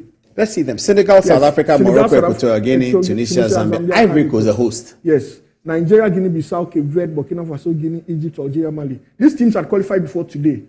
Then today, 3 other teams joined them, which is Ghana, Angola, who were also in our group, and Tanzania. So Angola came second in our group. And Angola drew with Madagascar in our group. And that result meant that if Ghana had even lost, they would have still qualified. Oh, I see. That's interesting. Yes. They drew with Madagascar 0-0. So if Ghana had still lost, they would have still qualified. So that was what happened. Who was our best player today? I would say our best player was Alidu. In the midfield? right back. Oh, okay. Right back. There was a time in the stadium where everyone was shouting Alidu. He did well. Was it the debut for the Black Stars? No, it wasn't his debut. He played in the World Cup. What was it about Barbara, man? Barbara, man. We don't know. I think his fitness level is not there. It's not up there yet. What is it about Atizigi? Atizigi, many people were faulting for the goal for coming out late. But you also have to put the blame at the 2 centre backs because 2 of them have not really played together before. This is the first time the 2 of them, Alexander Jiku and Joseph, and then Joseph Edu. This is the first time they are pairing as centre backs. So the telepathy was not there at the beginning. So you could also put the blame at their doorstep. But the most important is that we were able to come back and won the game. For the first time in Kumasi, when the first half, I've never seen the Kumasi fans being agitated that way. They were very agitated. I was watching with that. Ibrahim says we never lost in Kumasi in 23 years. So hopefully we will not be busy. At that time it was 1-0. Yes. Thank you very much, Ibrahim. You've had a long day. Let me give a shout out to. Yeah, of course. When I was coming back, I was privileged to be in a flight with the minister, the GFA president, and the officials who officiated the game, and Jamal Dean, the minister's PA. He was also very helpful. Let me give him a shout out. Shout out to all of them. Thank you very much for supporting Ibrahim's coverage. Do you have text messages on this one? Okay, let's take 1 or 2 and then we'll be calling it a day. Thank you viewers for your time. Let's get a text messages first and then we'll call it a day. Okay, so Ibrahim, there are a few people who want you to make a correction on who was brought down. They said it was Osman Bukhari and not Inaki who was brought down. Master Plano Jr. watching us from Kintampo says Ghana Black Stars signal is strong. It is possible to win the AFCON. Congratulations to the Black Stars of Ghana. Regards to Honorable Atabuama, incoming Sheshuria Suppress MP. Betron Ni AJ Kreku says, I don't have the appetite to watch Black Stars matches again since Ket Okreku took over as GFA boss. The best man to lead the NPP as flag bearer going into election 24 is the people's man, Dr. Baumia. Samuel Prekasi says, good work done on the updates on the Black Stars. And then lastly, Eko Kwachi is watching us live from Winneba, and he says we should keep the good work up. Thank you, Eko. Fatih. All right. Esther Nyama says, Ibrahim Zebela, you've done well today. Coming from James Jani, he says, the allegations leveled against the party by Alan Tremantin are ridiculous, considering to the high position that he seeks to occupy in the party. One would have expected that he provides at least one evidence other than the single Northeast incident. Coming from Gomna Ibrahim, he says, the IGP's timing for interdicting the other senior police officers is very wrong. He is an interested party in this matter. He must allow the parliament to do its work. If indeed IGP sent for the recording, kept it and couldn't interdict them directly after getting hold of the audio, but decided to make it public, then he's in a serious party in this interdiction. Is premature and very intimidating. Coming from Mahami, says, good evening, Paul. Collectively, we will break the 8 with Dr. Baumia. The call by Honorable Samuel Wuku is a good call. Dr. Baumia can't break the 8 alone. We need everyone on board to completely finish the NDC and JM in 2024. Right. So Nyameba says the player was head of the ball. VAR would have ruled that goal was offside. Being behind the ball applies in such one-on-one and short across to tap-in situations. Harrison Jemfi says, show to us excerpts of the goals. You will have that on social media, Harrison. Now, I'll end on a, should I say, inspirational note. McLean from Sefri also says, the saying, the people you build today become your army tomorrow, highlights the importance of investing in the development and empowerment of individuals. This concept is often applicable in leadership and mentorship scenarios, emphasizing the long-term benefits of investing in others. It reinforces the idea that building strong connections and nurturing talent can yield positive outcomes and establish a reliable support system. Back to you, Paul. On that note, we bring Good Evening Ghana this week to a close. Back on Tuesday.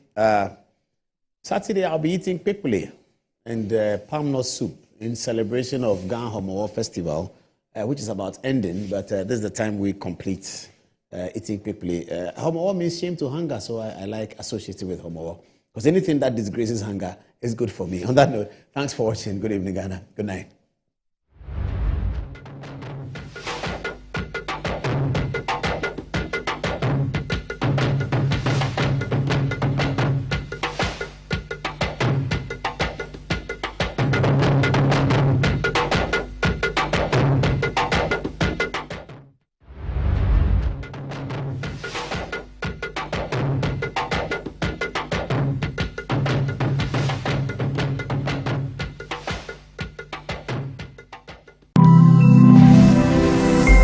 Metro TV, insightful and inspiring moments.